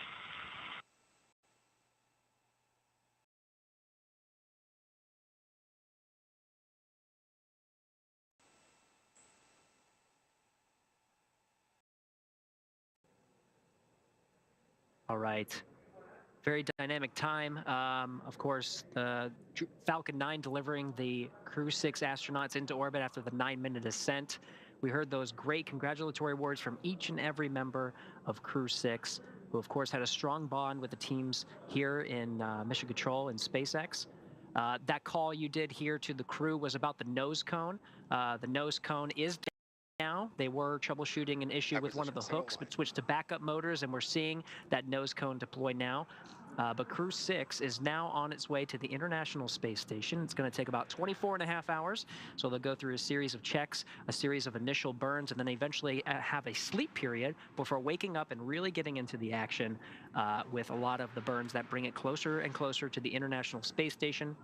It'll be docking to the Zenith port. We're now getting views from the Dragon, and that's the nose cone deploying that you're seeing right now on the end of the Dragon. And Kate, this really sets the crew up for some of the major burns here. That nose cone deploying reveals the 4 forward bulkhead Dracos that do a lot of the heavy lifting, a lot of those significant burns that bring the crew closer to the International Space Station. That's right. The nose cone is basically the pointy end at the top of Dragon. So now with that being exposed, those forward bulkhead thrusters will be able to do their job as Dragon Endeavour makes its way to the International Space Station. Just prior to losing the ground station coverage, we were able to catch a quick glimpse of the 0G indicator. I always love seeing that be revealed as it's always different for each crew and it's always special to the crew members. So I love the words that were shared around that. And I personally have a strong connection to this capsule, the Crew-2 capsule, the Axiom 1 capsule, and now the Crew-6 capsule. And so it always brings a lot of pride and joy to see this particular capsule fly in space safely once again. So with all that being said, let's head back over to Daryl and Raja, who saw all of the liftoff action live. You guys, I bet it was incredible having seen it from the press site myself a couple of times. I know you can feel it. Tell us how it was to see this crew lift off. Absolutely, Kate, and thank you for the toss back here to the Kennedy Space Center. And on that point, we got to get Raja's reaction first because it was his first launch. He's been on a rocket. He's been to space. Got to see the outside. First time watching a launch. Yeah, that was awesome, Daryl. It was better than I expected. So I think a much more throaty, rumbling sound once it started to pitch over, and a beautiful night here, so we could see the second stage light. We could actually see the throttle down for from stage 1 to stage B, which was really cool. Saw the separation, saw the light go out when the first stage separated, saw the second stage light, and got to watch it pretty much all the way to 2 Bravo. It was pretty impressive. To 2 Bravo. Sorry, those are different launch escape phases. So yeah, it was awesome seeing it from the ground and just kind of thinking through what that ride was like a while ago. But I'd rather be on the inside than the outside. But it's pretty here with us. But it's pretty impressive from both views. Yeah, we're so glad cool that to see them. And exciting that they're on the way to the space station. So happy for them. No doubt. Congratulations to not only the crew that is getting up into space, but also everyone who helped make it possible. It takes a tremendous number of people in order to pull that off. And that roar, right? Did you feel it in your chest? Yeah, so on the day of, you can feel it there and you can feel it here. You'd actually feel the vibration. They can actually bodily, it's actually vibrating your body, Visceral, the ground around you. And I think just the coolness of it, it's almost daytime around the launch pad when it first lit, just with the humidity, the temperature dew point spread right now. There's a lot of moisture in the air, so just the reflection of the light, you actually couldn't even see the top of the rocket. It was the plume lit up the whole horizon. So basically, as far as you could see, 180 degrees, like daylight for the first about 20 seconds. So it was really, really cool. Well, your first launch, watching. Yep, I'll be back again. Yeah, we're ready to see another one. We love it. Fantastic. All right. As I mentioned before we got to the terminal count and ascent, I said there was a little bit of love in the air, right? Well, why is that? Well, a gentleman by the name of Sabi Farouk brought his girlfriend to the Banana Creek launch viewing location and proposed to her right at liftoff. They're both from Denver. We have a picture, and there it is. There's Sabi and his girlfriend, now fiance, yep. Tamori, and she's sporting the ring. Congratulations to them. What a special thing to do. He had planned out this because during their when they first met, they had their first kiss at a rocket launch, and so he wanted to bring her back to propose, and it happened right here at the NASA Kennedy Space Center. What a neat love story, cool, huh? Yeah, what a great story. Yeah. Congratulations to both of them. And so now let's turn it over to Jasmine, who is with a special guest with some post-launch reaction. Jasmine.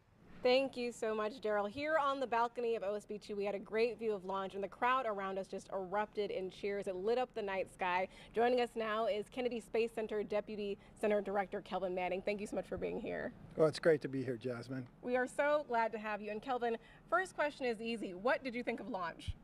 It was spectacular. And anytime we're putting people on a rocket makes it even more special. Satellites, we launch all kind of things, but tonight it was Steve, Woody, Sultan, and Andrey. Watching them walk out, saying goodbye to their families, and for us to get them off safely onto the International Space Station, that's a huge accomplishment. It really is a huge accomplishment. Daryl just mentioned love in the air, and we saw that great proposal at Banana Creek. And Commercial Crew is really the perfect marriage of our commercial and our international partners. Isn't that right, Kelvin? Absolutely. So government, industry, and international partners, it's kind of like a modern day, what we strive to have like Star Trek. You have all these people from different planets, and we're just getting started here. So maybe one day we'll have people from other planets as well. We really are just kicking things off. And you mentioned, you know, the astronauts flying on today's mission, and that you've actually been on the selection panel for a few of the astronaut classes before. One of those was the Turtles. So pretty exciting for you to get to see Woody fly today, right? Oh, absolutely. Special guy, and really looking forward to seeing him on orbit and then getting him back home and hearing his stories. Yeah, we're looking forward to having him back, as well as the rest of Crew-6. And this was really a great way to kick off the launches of 2023. We mentioned earlier with Janet Petro that we are looking at over 90 launches this year. So what else is going to station in the next few months? Okay, we got a cargo resupply mission, CRS-27.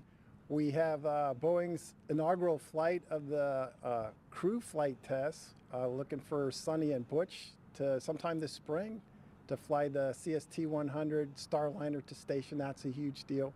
And we got another commercial Axiom mission that'll go to the space station, and then we'll look at Crew-7 to follow these guys in another 6 months or so. Wow, a lot of work going on here at the Kennedy Space Center. Kelvin, any final words of thanks that you want to give to the workforce here? Yeah, it's all about the team, and this is America's space program. You talked about our industry partners, our other government partners, and our international partners. We have a lot to be proud of, and like we said, we're just getting started. So thank you, Jasmine. Of course, and this really is a team. We appreciate you being here tonight, Kelvin. All right, thank you. Daryl, back to you. Thank you so much, Jasmine, and you see her working the love in there with the CCP. Well done. Thank you very much. Well, the crew is on the way to the International Space Station. We did hear from the SpaceX team that the nose cone hooks at the top of the spacecraft, right? Yep. The Dragon, they went to the backup motors in order to release that nose cone. That's pretty critical to make sure you get that up. Great redundancy with the system there. But why is that so important that that nose cone comes off? Yeah, so you can't dock to the space station without the nose cone. So as we saw, just looking at the views of the capsule before liftoff, it's closed for aerodynamics, because you don't want the door wide open while you're flying through the air. Once you're in space, of course, there's no drag, so then you can open that up. And that exposes the camera and the sensors that allow the Dragon to dock with the International Space Station. There's a whole lot of stuff going on, so the crew was working the comms back down to the ground and monitoring a whole bunch of systems. So we saw the separation. They have telemetry that gives them information about that. And then the next step is the nose cone deploy. And as you heard the Corps mention, all of those hooks, there's a dozen hooks. 6 of them are holding the nose cone. And then basically each of those hooks has backup and primary motors. So what you heard them describe is one of those went onto the backup motor to open the hook, which is why we have backup motors. Now with the nose cone open, they should be good to continue to the space station. And next thing they'll be talking about is phasing burn, so how they have to catch up. I'm sure there'll be teams looking at the data from that to see if it was kind of like we talked about earlier in the broadcast. Was it actually a problem with the primary motor, or was it just bad telemetry? So the ground has some ability to suss that out with some extra data they have. They can try resetting things. So my guess is when they go to actual docking, they may retry that primary motor just to see if it's working, and then they have the backup motor still as an option. So they still have the redundancy, but they'll sort through troubleshooting that some more, but I don't think it should affect the follow-on. So those hooks are used when they dock? Right, the same hooks. There's a soft capture and a hard capture, a hard hook system that attaches onto the space station. But again, as long as the backup motor's working, it should be fine. Should be good to go. Yep. All right, well, we will track it all along the way, and we know we saw visual confirmation of the nose cone coming off. Yep. Saw that right on the video with the cameras that SpaceX has. And so now Stephen, Woody, Sultan, and Andrey are on course to arrive at the International Space Station around 1:17 a.m. Eastern Time tomorrow. And of course, NASA TV will be wrapping up our coverage, but you can follow along with Crew-6's entire ride to the station and hear real-time audio from space to ground on our mission audio stream on YouTube. Just look for the link on NASA social media accounts and in the description of the NASA YouTube launch broadcast. And though our coverage here at Kennedy Space Center is concluding, Crew-6's mission has only just begun. And you know it well, Raja, when you go up into the International Space Station, you really enjoyed the ride getting there because that's when the work starts. Exactly, yeah. So it's actually a really nice period of time here. You got some time to look out the window, enjoy your time. You spend a lot of time in the sim, the Dragon sim, whether it's out at Hawthorne or the ones out in Houston. But it's nice to actually now enjoy the ride and take it all in, especially for the three rookies. Get used to some space adaptation, moving around in microgravity before you get on the space station, because as soon as you show up on the space station, man, it is busy. It is fun, but it is busy. Time to get to work. Next up is our post-launch news conference scheduled for 2:30 a.m. Eastern Time on NASA TV. We'll have a live joint docking coverage of Crew-6. We'll have the welcome ceremony starting at 11 p.m. Eastern Time tonight. This will be on Thursday on NASA TV, as well as SpaceX's YouTube channel. And you can find mission updates on Twitter, at NASA, at SpaceX, and on the web at nasa.gov, including that link. We'll have it in there in the description of the mission audio stream if you want to stick with Crew-6 during their entire journey to the space station. Well, before we want to sign off here at Kennedy, I want to thank Rajachari for being on the launch broadcast and sharing your incredible experiences. I learned such an incredible amount. I hope our audience did too. You answered all their questions, and it was fascinating just to listen to all the things that happened. Really appreciate you being here. I'm glad I got a chance to see a rocket launch, and so yeah, I highly recommend coming here to do this so you can get a great view of a rocket launch. It's the way to go. Great plug for the Kennedy Space Center there, Roger. We appreciate that, and good luck to you on your work with the HLS. You're doing a lot of work there with the human landing system for the Artemis program, and people are really excited about that. Yeah, they should be. It is an amazing time. We're seeing what we're doing in low Earth orbit, and that is just the first step, man. We are going back to the moon to stay and onto Mars, and it is a great time to be in space. Congratulations on watching your first launch, and congratulations to the space lovebirds out there at the Kennedy Space Center who tied, well, at least had the proposal and got a big yes. And then, of course, thanks to all of our guests for joining us today. We really appreciate you watching. You are why we do this, right? So here now are some highlights from the journey to orbit off the Earth for the Earth. For Rajachari and everyone here at the NASA Kennedy Space Center, I'm Daryl Nail. Have a great night and keep looking up. Crew-6 on the move inside astronaut crew quarters. Crew-6 walking outside of astronaut crew quarters for the second time. Andrey Fedyaev, Woody Hoburg, Stephen Bowen, and Sultan Neyadi. The crew departing the Neil Armstrong Operations and Checkout Building, a full security escort across NASA's Kennedy Space Center to launch pad 39A. The commander and pilot, Stephen and Woody, making their way inside Dragon. There go our two mission specialists as they cross the hatch, being very careful. It's a 5-point harness just to save wear and tear on the suits. A lot of times the ground crew will help with doing that. As we watch the SpaceX closeout crew close the hatch to the Dragon capsule. 3, 2, 1. Engines full power and liftoff of Crew-6. Go Dragon, go Falcon.